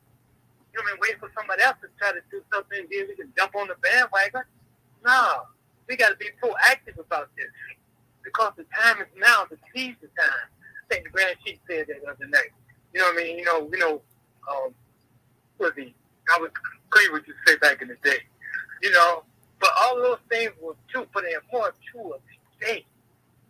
Because it is, the time is now to seize the time. You know what I mean? Because, and we know as Moorish Americans, time never was when man was not. But, you know what I mean? We on this manifest. So we have to we have to perform on the manifest. It's like we have to, pay bills, get a little job, you know what I mean? Have ends coming in. I mean, all of this is part of this demonstration. But the most important thing is our spirit self. The hereafter. You know what I mean? This is the most important part. But then we, as we say, as above, so below. So as we acquire that knowledge, that wisdom, and that understanding that speaks from the highest plane of spirit life, you know what I mean? And then we affect it on the manifest. But, we can't do it if everybody wants to stand around with their hands, behind their back, talking about waiting for somebody else. And I'm not one to try to, talk down to the Moors or try to push them because Allah's leading on. I mean, it's to your benefit. You know what I mean? It's to all of our benefit. To act now. Because, time is moving so fast, this physical time is moving so fast, you turn around and you got out here by yourself. You don't know how you got there. But, like I said, praise Allah for sending up the prophet. And praise Allah for the Moorish American government. And praise Allah and honor to all those here on the front line, all those that heard the prophet's voice. You know what I mean? Like yourself. I mean, you with this lesson here that you brought on the manifest, this is one for the record, but like they all are. I just want to say gratitude to you for, speaking and allowing the prophet and the great God Allah to speak through you. Because he definitely did. I heard it. And I just say gratitude, God, man, for allowing me to speak. Islam and peace to you as well, good brother. And we give honors to you for all that you do as well, brother Consul General. Yes, sir. Islamism without the schism. All right. Islam. Is there any other more who would like to come forth and exercise their fight? Islam. Okay. Go ahead, Goddess and Queen. Thank you, Brother Muhammad Bey. We'll come right back to you. All right, Goddess. Islam. Linda Franklin Bay. Let me rise and give honors and praises to the great God Allah. I give honors to our prophet, honors to our bureaucratic government, honors to Act 1 and all our government officials, honors to everything that is more grand class national assistant grand chief. You covered a lot of ground, coming up in Christianity. I used to watch my parents and wonder why we struggled so. And they were so smart, very intelligent. My dad never worked for anyone but himself. And I wondered why. I know why now. coming into this Moorish science and learning that our nationality and all that was taken away from us. And they wanted, everything they do is by design, and it's not anything for us. So we had to learn who we are and, what happened to us as a people. That single parent, coming up, I remember working 2 or 3 jobs, and, people used to say, well, you can get food stamps and you can do this. I don't feel like going down there fooling with them folks and telling them my life story for food stamps. I'd rather work. But just learning everything, being able to get this knowledge and give it to my children, to my son, to my grandson. Even if they don't take heed at this time, they'll be told it's something they can look into, something that for them. So just having the knowledge and understanding of how everything is by design, and I need them to stand up and be their self. Know the God within you.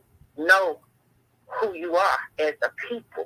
And know that whatever you set your mind to, with Allah leading and the prophet out front, there's no limits to what you can do.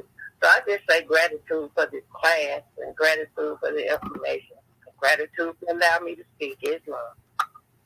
And gratitude for the measure, goddess and queen. It don't get no plainer than that. Islamism without the schism. Well, all right. Good brother. J.R. Hamid Muhammad Bey. You got Islam. Always much peace and love to you, National Assistant Grand Chief. Yes, I'm Dr. J.R. Hamid Muhammad Bey of the South Carolina Consulate. First, let me rise in praise of our Father God, Allah, who is the best known arranger of all things. I give the highest honors to his prophet, our holy prophet, Noble Jew Ali, who is the last prophet of this new era of time now. I want to give honors to our Grand National Seal, our Grand National Emblem, and our Grand National Flag. I want to give honors to this theocratic government in which we all live and can live. I want to give honors to Marcus Mosiah Garvey, the forerunner, to our beloved prophet, Noble Jew Ali.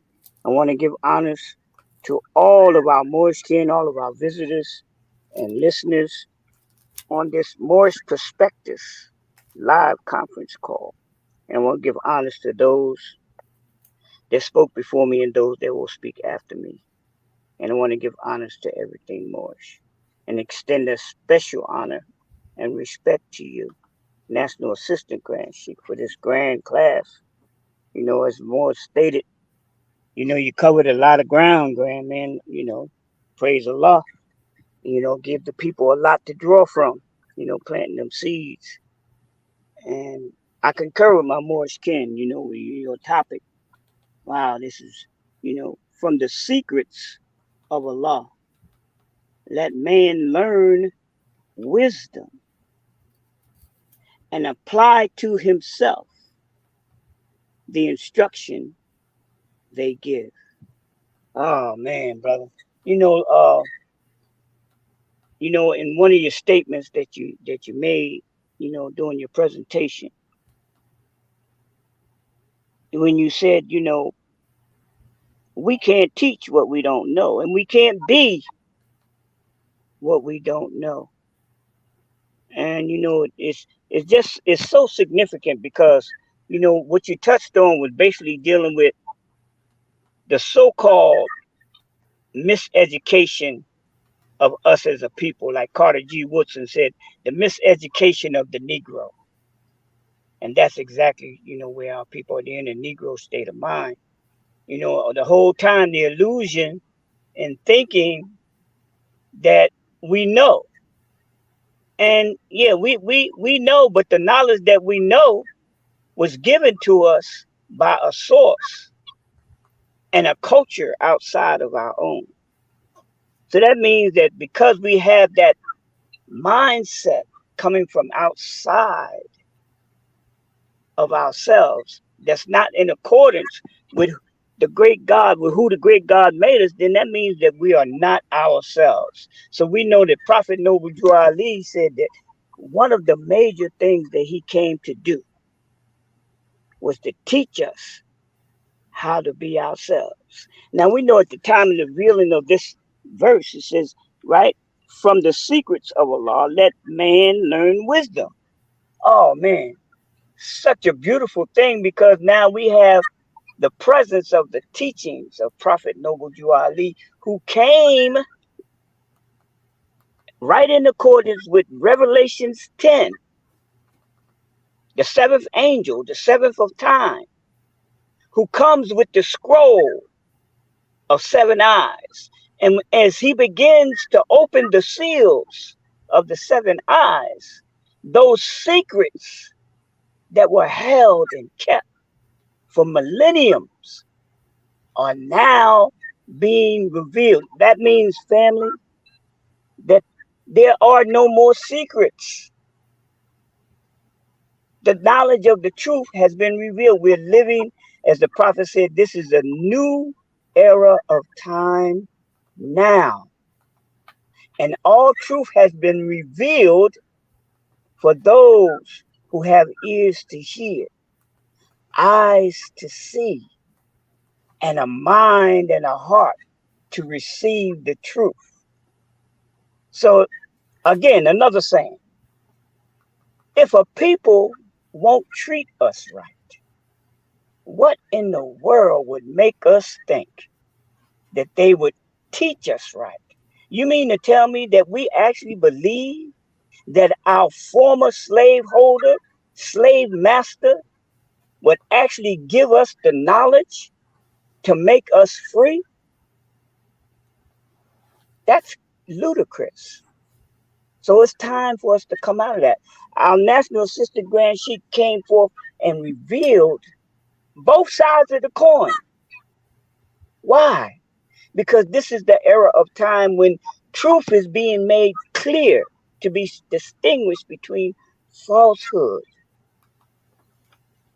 It's time for us to let go. Come home to your own in this Moorish American government, this Moorish American nation, because whether you realize it or not, whether just like I was at one time, I thought I was black and proud, couldn't tell me nothing. But when I met the prophet told me I was a Moorish American. And as I began to read and study, see the secrets we're talking about the knowledge of the truth. As I began to get this knowledge of the truth, my mind began to change, and I began to realize, recognize, and accept the truth of the fact that cannot be denied. I am a Moorish American. You are a Moorish American. We are Moorish Americans. And you have your own nation with your own government. www.moorishamericangovernment.land. Gratitude, Grand Man. Thanks for letting me share. Peace and love. Grand class as always. In Islamism, gratitude for that measure, Brother Marvin. Brother Muhammad Bey, we give honors to you for that drawing. Praise be to Allah. Islamism without the schism. We got our brother Atham 79 checking in here. Give honors to the brother. He be checking in here and there. What's going on with your brother Islam?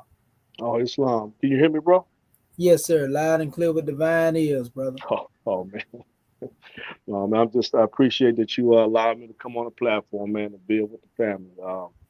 Yeah, you're right, man. I do chime in every now and then because you be hitting on a lot of points, man, and it's nothing but respect, when I get an opportunity to hear you build, man, and the brothers, and sisters comment, I just want to just kind of give my little, not a little perspective, but just kind of give some drop a little bit of gems, man, on this topic, and I didn't even really have to come in on the beginning to kind of understand where you was going with this one, but the last Moor that just spoke, he was talking about, the concept, there is no more secrets and, being a part of the Moorish government, and the thing is, you brothers been representing, and like you said, call it the hammer repetition for quite some time. You've been, representing this thing for some years, and a lot of brothers and sisters already know about the Moorish government and what they can do, even no matter what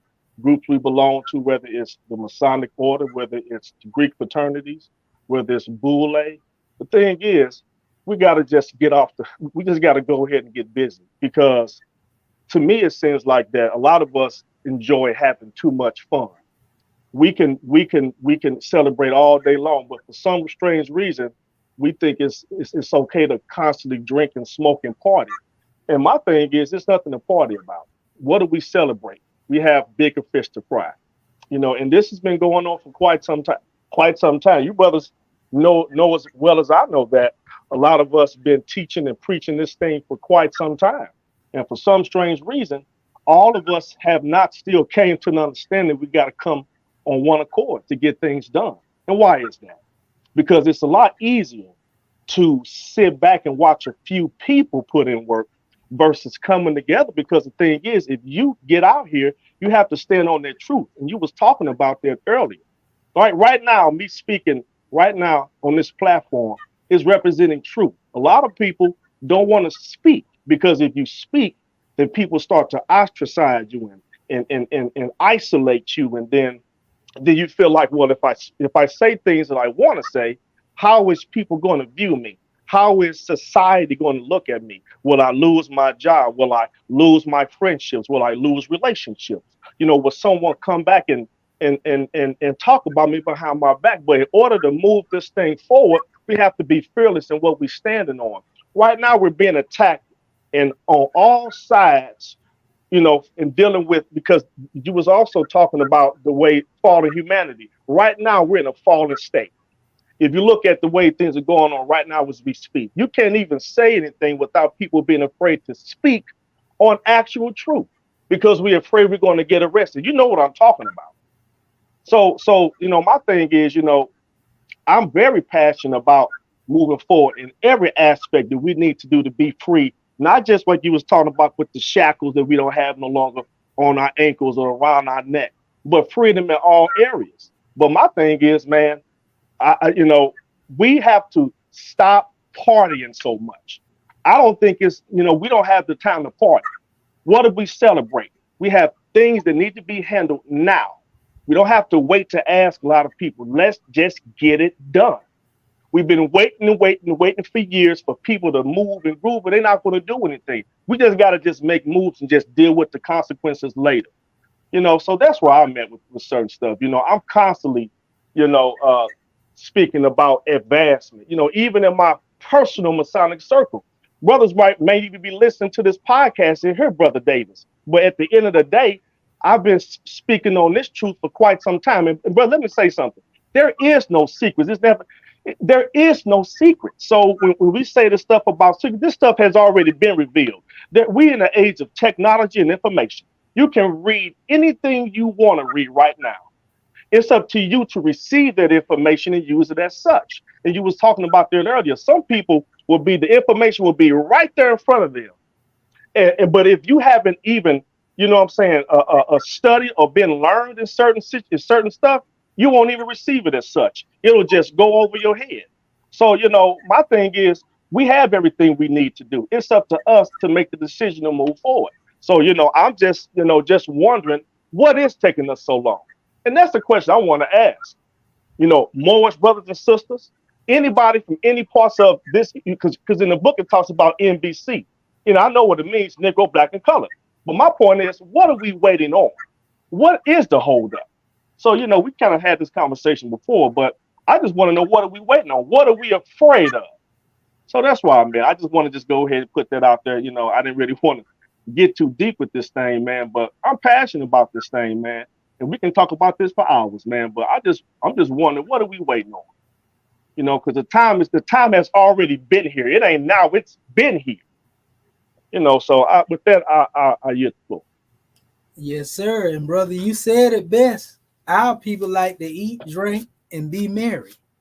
And that's the problem. And the waiting process is what they fail to realize is, they waiting on themselves and don't even know it. I always say to our Moorish kin that you are the ones whom you await.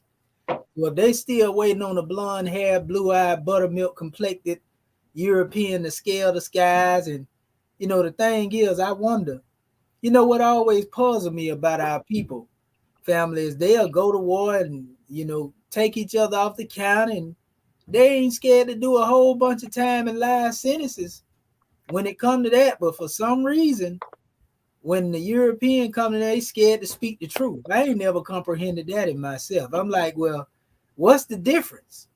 If one taking you off the count just for the sake of taking you off the count, they don't care if you gonna act like Martin or Malcolm. They don't care how peaceful you are, nor how radical you. They want to get at you, they're gonna get at you. If that's the case. But like you said, what are people afraid of? What you scared of? You gonna die harder? Because one thing about it, if you ain't getting took off the manifest on any other level, just what you eat. The poison that you eat in them parties, that poison that you drinking and what you putting in your body, that's killing you. So it don't make sense, brother. When it comes to looking at our people, and I know this, ain't nowhere in the world somebody gonna see a tsunami coming at them and they gonna stand there, and just let it just come. They gonna try to get up out the way if they can. And the problem is, like you say, the tsunami done already hit the land and it's washing some of our people, all over the place. And they still think they got time to be eating, drinking, being married, playing around, kicking the bobo. And like we say, this goes for all of the groups. This ain't just singling out, a group over here, over there. We're talking about the Moors ain't got it together yet. We talking about, the different cliques and groups, your Hebrew groups and your 5%, your NOI. I mean, within all these different ranks, the enemy has been working against our people. Every one of them got splinters and fractions to keep the people bucket against each other. And like you say, it's at the time now to where because you don't need no whole bunch of individuals, to be honest with you, to do the work that we call to do. All we have to do is start doing the work and acting upon it. And that's the thing. But problem is, most of our people sitting there with that double Dutch mentality. They waiting for somebody else to go do the work, like you said, sitting on the sideline. And then when they go to seeing things going in a progressive way, then they're going to come out there and like they were supporting it from the beginning. You see, that's what's going on. And then they question, well, why this ain't that why they, cause you keep taking bricks out of the pyramid. So how in the world you going to build a pyramid and you keep taking bricks out of it? So we give honors to that brother, Anthem 79, honors to you, brother, for that drawing. But powerful measure. Always a pleasure to hear from our Moorish kin. Islam, is there any other Moor who would like to come forth and get their drawing before we go to the officials?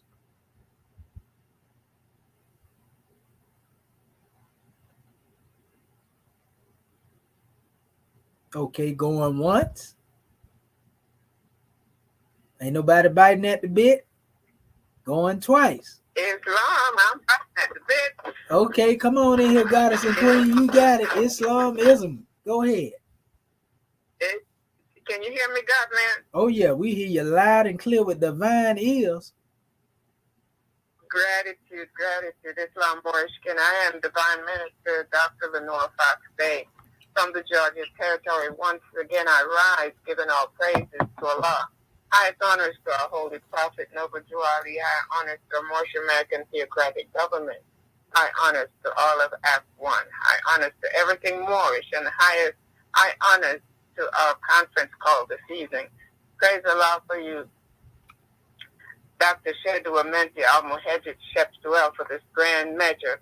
You touch on so many things, and as Moorish kin said before, a lot of them says that you covered a lot. And, this lesson that you brought, especially from the exhuming of a nation, the breakdown of the single mom and the components of the single mom, it really took me back to a time back in the 1990s when we at the time had 4 children in the home, my husband and I, of our own, and then we inherited 4 more teenagers, 4 teenagers, a family, because their mother had been, brutally taken off the count, and we were the designated family or party to take them in, and it was a blessing and a lesson in itself. But when you touch on those other folks of getting a benefit from them, I recall going to them for assistance, because that was quite a bit to take on. If you're looking at 7 plus 2, that was a lot. And they ask you everything, and they want to know everything from you. They want to know how much you make, how much is in the bank, and they don't just take your word for it. You have to bring proof. Your bank statement, and for the past 3 months and stuff like that. And all I could recall was the embarrassment, of having to answer those questions and be patient with myself, understanding that we did need the help at that time to feed these mouths, and if you don't give it up, then you don't get anything. And in reality, if you never did pay into the system, then you have nothing to get either, even until this day.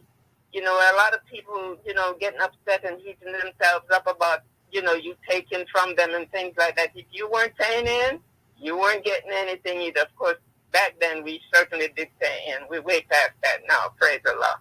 And all those young angels that had come in, they're all grown up, went off to college and doing great by themselves, praise Allah. But I just love this class, beloved, that you brought to the floor, talking about the obedience towards our Father, and, you touch on some things that is really inspiring, where you talk about the goddess or the sister, that when you are in your true divinity, you are omnipotent. And these are such wonderful words of inspiration. And we must not be in love, but rather rise in love. Praise Allah for you, Dr. Shaheed, for bringing these measures to the floor, and for all that you do, and all of our Moorish kin. Islam, for the sake of time, I just cut it short for the sake of time. Islam and gratitude, peace and love. And Islam and gratitude and peace and love for having real women in Moorish America like yourself, goddess and queen. Because, we got a wealth of mother's wit, so to speak, coming from the goddesses and queens here in this Moorish American government. I'm talking about true women. So man, if they ain't never seen it, they want to know what going through the rite of passage is and becoming a true woman, let them come to the Moorish American government. Islamism without the schism.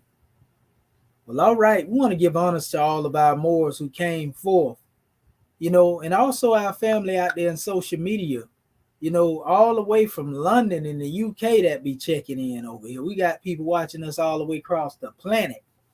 That's what we talking about. Want to give honors to all of our Moorish kin. We're going to keep bringing this truth, and we got many more measures, because what we harping upon, Moorish kin, is, dealing with the solution. Like we say, we done romanticize and we done fantasize. We done talk about the problem. And so now we talking about the solution. That's what we interested in. And so we want to hear from our Moorish family, from all walks of life. This is your platform, my casa, su casa. Islam, we give honors to you, Moorish kin. Islamism without the schism. So at this time, we're going to call forth our officials, starting with our Moorish Assistant Grand National Secretary of the State of Moorish America, Sister Alcetta Moon. Islam. And Queen. Islam, God man. Oh, you got the flow. Islam. Gratitude. First, let me rise and give all praises to Allah and all honors to our Prophet Nabi Ali, Honors to our Moorish American government, our officials of our government, and our citizens. Honors to you, our National Assistant Grand Sheik of Moorish America, Dr. Shadu Ameti Amuhaji Shepswell, for bringing forth a grand Moorish perspective this evening. Honors to our guests from throughout social media. Honors to our goddess and queen. The God man that took registration, Dr. Marvin Edwards Bay. Honors to you more, Consul General of the State of Texas, and honors to all our Moorish kin. Subhanallah. Okay. I stand corrected. Islam. Dr. Sanadi Nuheteru El, our National Grand Secretary of the State of Indiana. Forgive me, Goddess and Queen. Praise Allah. And honors to all my Moorish kin that brought forth their grand measures of understanding also. And praise Allah for what you said, National Grand Chief. Mi casa y su casa. Praise Allah. Remember the old Spanish from school days. Honors on the topic on the floor. The obedience of children towards their father. Islamism. The first thing I taught about, I was listening to the Goddess and Queen bring forth her measure, Dr. Fox Bay, Lenora Fox Bay, and I remember not having that male figure in the house. But I also remember one day when my mother pointed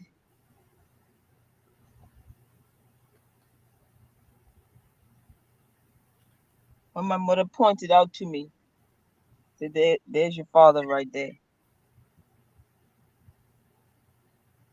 It was such an awkward feeling to know somebody is your father and you don't even know them. And so when I hear people complaining, oh, my father is this, and my father ain't do this, and my father did that, I say, count your blessings, at least you had one in your midst. You ain't got nothing to complain about, at least he was there. And so listening to the measure brought forth, and you came from Act 1, from the secrets of Allah, let man learn wisdom and apply it to himself, the instructions they gave. And you said, if you understand and you know this, and you give gratitude to your divine creator, I'm saying it in my words, not verbatim, because I don't remember exactly how you said it. But then this will be an easy measure, something to do. Because you give honor to you, great God Allah, you give honor to your prophet, honoring your father God Allah, you're honoring your prophet, Ilha Sharif Abdullah Ali, you're honoring your forefathers, your mothers and fathers. So in doing so, if you apply these divine lessons that the prophet have given us to ourselves, if I apply them to myself, the instructions that they gave, I'm going to constantly reflect from memory these lessons, these instructions, and apply them. And the National Grand Secretary of State said it so plainly. You're doing it every day. Every time you think about the prophet's lessons, every time you recite it to yourself in your head, every time you demonstrate it to someone, every time you show that love and recognize the God in our brothers and sisters, in our human family, in the human family of men and women, different nationals across the world that we meet, you're honoring your prophet. You're obeying the divine instruction. And that's what the prophet said, I'm trying. He said, I'm trying to save all of you. Trying. But he understands that not all will be saved. But he's still trying. So therefore, that's what I'm supposed to do. He said, I left my path clearly cut. So he said that because he wants me to at least try to stay on the path of love, truth, freedom, and justice. At least try, because he said, "Good is thy power." So he said, "Let that good outweigh that bad, and when you leave here, you have nothing to worry about." So at least, even to our human makeup, even to within in our immune system, have 80% good, 20% bad bacteria. So that goes to show we still balance even on the inside. That imbalance comes when we start to get sick from the things that we put in or the things that we go through, whether it be stress or certain diets, the thought pattern, the thinking of negative things all the time. And we know it's been indoctrinated in us to hate self and hate each other. But so that's why now people are trying to do the opposite. So this was a grand class, National Assistant Grand Chief. Praise Allah for you, Mo. And gratitude to the Moors for bringing forth their grand measures of understanding, too. Demonstration that love to the nations of the world. Islamism. Islamism without the schism. We give honors to you, good brother. Good sister, for that mention, and all the brother Muhammad Bey as well, for aiding and assisting with you, goddess and queen. It's a grand drawing from both of y'all. Islamism without the schism. Well, all right. Well, let us call on our National Grand Mufti, Dr. Kanshu Ma'at Heru Bey. Islamism without the schism. Islam, grand man. Is that your background? No, I thought that was your background, grand man. Somebody got their phone unmuted. That's me. Okay, Islam Moors, if you're not speaking, mute yourself out. Okay. There you go, Grand Mufti. Islam. We rise first and foremost, giving all thanksgiving, adoration, worship, and praise to our Father God Allah, great God of the universe, the most beneficent and the most wise, and we give the highest honors that we can give to his prophet. Our prophet, the last prophet in these days and in these times, Prophet Noble Ali, the savior of humanity. We give honor to his forerunner, Marcus Mosiah Garvey, and we give honor to his government, our government, the Moorish American government, the government in which we live, according to Act 6. We give honor to the officials of this said government, our divine ministers and swift angels, our mufti, our royal council, our secretary. We give honor to our citizens, the Moorish Americans. We give honor to our flag, our divine constitution and bylaws, our Holy Quran, our Grand National Seal, Grand National Emblem, our Book of Fire, the Exune of the Nation. We give honor to everything that is Moorish. We give a special high honor to you, National Assistant Grand Chief, for bringing forth this Moorish perspective, Dr. Shadu Amiti and Medju Sepsuel. It's been a grand class. We give honor to all of our Moorish kin who have spoken before us, to our Moorish kin that will speak after us. We give honors to you, angels. And we just continue to give the honors where honors are due, and honor to all true and divine prophets. And we give honor to our ancestors as they have come before us, leading the way. And we are them today without doubt or contradiction, because no one has the power to change man from his sin nature. Praise Allah, praise Allah. It's been a grand class. Like you said, we're dealing with solutions. And,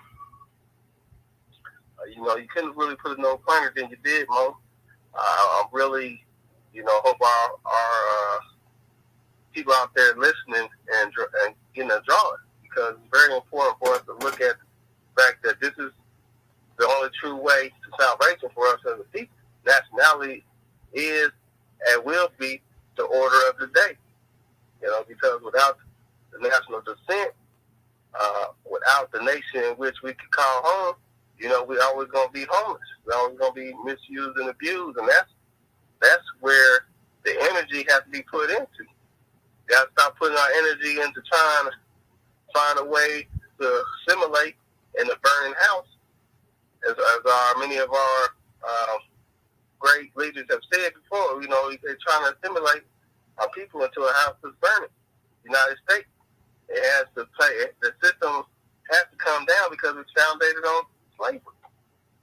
And so since 1865, we've always had the choice. We've had the choice to be our own people, our own nation of people, and we still have that choice to today. It's just upon us to take that choice and run with it. You know, to say that we are one nation of people, and just the foreign aid alone, you know, will keep us all well taken care of. There's so many benefits that's going to come from us united together as a people, that the things that we really worried about, how to make it work, is going to be trivial. Because the world has been waiting on us, and they still waiting on us. That, as you said, even at when we submitted the demonstration to the UN, and they said, you know, we've been waiting on y'all. All we need you to do is get your senses and come with a unanimous will, and we welcome you. So, you know, it's not all when it's going to be done. It's you know, are you going to do it? You know, we all have the capabilities as we have our great minds, just like every other nation has their great minds. We got people in every field and walk of life, so it's not a problem of can we handle governing ourselves. It's where we take up the mantle to govern ourselves, and that's what we're doing here. This is why we want to continue to be here, and why we want to continue to see the example and use the example that we put out as a Moorish American government, because they've been doing it ever since we've been out here. Everything that you see is trending now comes from the work that we put in over the years. And so, you know, we in the right place, doing the right thing. Let us just continue to be about our Father's work and use the gifts that we got to fulfill the prophecy. So, gratitude for the class this evening. Gratitude to you, Moorish America, for being here with us, giving us your time, attention, and respect. We love you. Islam and peace. Islam and peace. Grand Mufti, we give honors to that love thought. All right. But what about our Grand National Secretary of the State, Sister Hatshepsut Rakat Ma'at and Pooh, Tuta coming back? Islam, Goddess and Queen. Islam, gratitude. Gratitude, Islamism. Islam. Islam Moorish Americans, first of all, our lives, giving all praises to Father God Allah, giving honor to our Prophet Noble Ali, the last prophet in these days and times, giving honor to our Moorish American government, all of our officials, staff, with angels, muftis, divine ministers, most especially our Moorish kin, all of our family online. Giving a special honor to our National Assistant Grand Sheikh of Moorish America, Dr. Shedu Amenti El-Mahedi Chepsewell, for opening our meeting according to law and hosting this grand Moorish perspective class this evening. Also to our National Grand Secretary, State of Indiana, Dr. Sayanati Nuhetaru L, for taking registration, reading our subject chapter for the week. Subject matter, Ayat 1, from the secrets of Allah. Let man learn wisdom and apply to himself the instruction they give. And just so many degrees, powerful class, Dr. Shaheed, and all of my Moorish kin that brought forth their measure. When we look at character building lessons of self-mastery, and we know that because we have been so indoctrinated here in the West, we often run from anything, even hinting the demonstration of going within the self, studying the self, and learning how to master and discipline that mind. So when we look at having been hung up in the matrix as far as deception, illusion, allurement, things to keep our mind pacified so that we are doing everything else but going within, recognizing that it was through our own ignorance that we learned how to prefer discord over harmony. We learned how to prefer lack of support, getting with one's own God. So we have to ask ourselves the question, what divine instructions do we have for our people? You know, what are we here for? What are we doing? And do we actually have enough hard parts to continue to buck our Creator and our Prophet? So it takes strength, it takes courage to be able to make a stand. It takes going against the status quo here in the West and not worrying about let the chips fall where they may. if you will, worrying about what somebody else thinks, etc. You know, as I'm more intended for. When the prophet stated that he brought the solution to the Negro problem, that he brought us the keys of civilization, and what our special duty is, if we find ourselves still following that European mindset, then we're making some other person our God, we're making fear our God, and we're making doubt our God. You know, if we don't stand up and be what it is that we're supposed to know. When a prophet asks us, do we think that our condition can be better? Are we willing to make it so? That's the whole point. You know, talk is cheap. You know, and our people are dying by the second. When we look at lack of self-mastery, because we've made gods out of our own mentally enslaved minds, such as, you know, dealing with jealousy, hatred, resentment, etc., and the list goes on and on. But in essence, what are we willing to do about it? So, in honoring our ancestors and forefathers, and honoring our prophets, and just honoring the truth about who we are, not only as Moorish American nationals, but God. Too often, when truth is brought to us as a people, you know, we want to chop it up, take little bits and pieces, and do our own thing. You know, and this is highly out of order. That's showing a lack of respect for those that came before us. So, in essence, you know, it's a whole lot different when we look at reading a book on swimming as opposed to getting out there in that water and making it happen. So it's a difference between reading about something and actually making it applicable to yourself. This has been a grand class, a grand lesson, Dr. Shaheed. Much gratitude to this, a grand demonstration, and much peace and love to all of our Moorish kin. Islam. And Islamism Grand National Secretary of the State, we give honors to you for that drawing. That's right. We got to be the message that we bring. Islamism without the schism. But speaking of the message that was brought, let us call forth our Grand National Chairman, Dr. Akin Pert M. Heru, Toot the Common Bay. Islam, you there, Grand Man? You getting ready to cut through them ethers? Islam without the schism. Islam. You praise to Allah. It's an honor and a blessing. And dealing with this chapter 12, is dealing with actually the atrocities of the single mom. And I can't hardly wait to get into this chapter. But right now, we really have to, you know, one of the last speakers and saying, we're just going to deal with the secret of Allah and how man is to learn wisdom.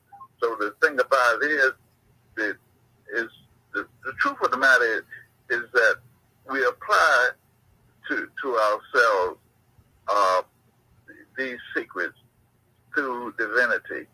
It's the divine nature within ourselves. Once we know who made us, then we know that Allah is love. So if love made you, what you keep doing making mistakes then? Because you're doing the wrong thing. So you got to deal with what is natural to you, what is a part of your nature. So that's another thing when I was doing this chapter on the atrocities of the single mom, which is actually chapter 12 in our book, the Exhument of a Nation. One of the first questions you want to ask when you get to this, especially chapter 12 in the book, is, well, who made you? Because Allah don't make no mistakes. So what you doing here? The thing about it is that you have got to personify yourself according to your divine nature. That's why Allah don't make no mistakes. So if Allah made you, what you doing making mistakes then? So it's an honor, blessing, more, and I can't hardly wait, you know, and I'll see you mañana, well, tomorrow too, okay, because we want to get more into this chapter. Islamism without the schism. Islamism without the schism. Goodness gracious, thank you for writing it, God, man. And it goes, man, we ain't even get into the other areas of it. That's just one increment. Goodness gracious. That's why we call it the greatest study guide, from this time into infinity. We want to give honors to our Moorish kin. I also want to give honors to our National Grand Sheik, Dr. Serapis Amin Rael, for always being on the manifest, the conqueror. That's what we call him. He is indeed a conqueror, of the plane of things made manifest. And we want to give honors to our Sheik and in honors of that, just to make sure before we go out, we want to see if he may be present. And if he present, we definitely gonna open up the floor for him, our National Grand Sheik, Dr. Serapis Amin Rael. Islam, you there, grand man?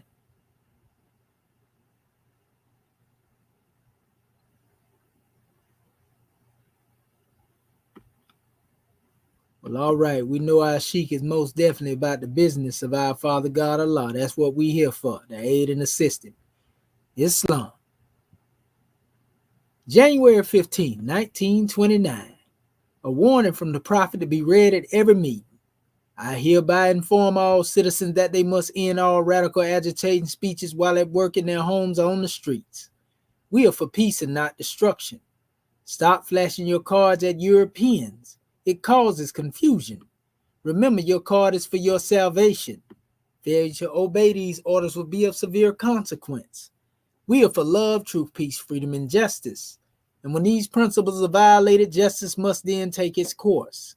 Any citizen, a group of citizens who hold malicious feelings toward the government or the prophet, or violate the divine covenant of the Moorish movement, will receive their reward from Allah for their unjust deeds. All true Moors will and must obey the law as laid down to them by their prophet. If they lose confidence in their prophet, they should turn in their card and button, cease wearing their turban and fez, and return to the state where the prophet found you. This is an everlasting movement founded by the prophet. SubhanAllah, this is a holy and divine movement founded by the prophet, Noble Drew Ali. And if the prophet is not right, the government is not right. The prophet, therefore, is sending out the divine plea to all Moorish Americans that they do their part in protecting their prophet and the government. This is an everlasting movement founded by the prophet through the will of Allah to redeem his people from their sinful ways. By order of Prophet Noble Drew Ali, we come forth with this divine decree. Islam, Islam, Islamism, Moorish movement, divine movement, everlasting movement. Chapter 25. A holy covenant of the Asiatic nations. Yea, the children of one father provided for by his care, and the breasts of one mother have given you suck. Let the bonds of affection therefore unite thee with thy brothers, that peace and happiness may dwell in thy father's house.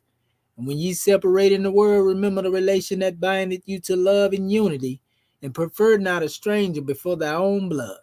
If thy brother is in adversity, assist him. If thy sister is in trouble, forsake her not. So shall the fortunes of thy father contribute to the support of his whole race, and his care be continued to you all, and your love to each other. Go in peace, Muslims. Islam, Islam, Islamism.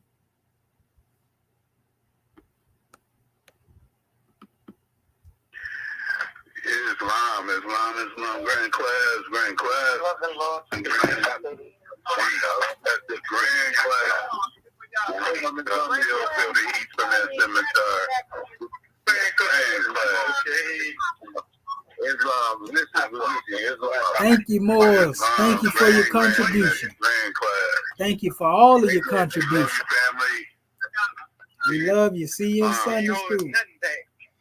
Islamism. Islamism. We thank you for your contributions, Moors.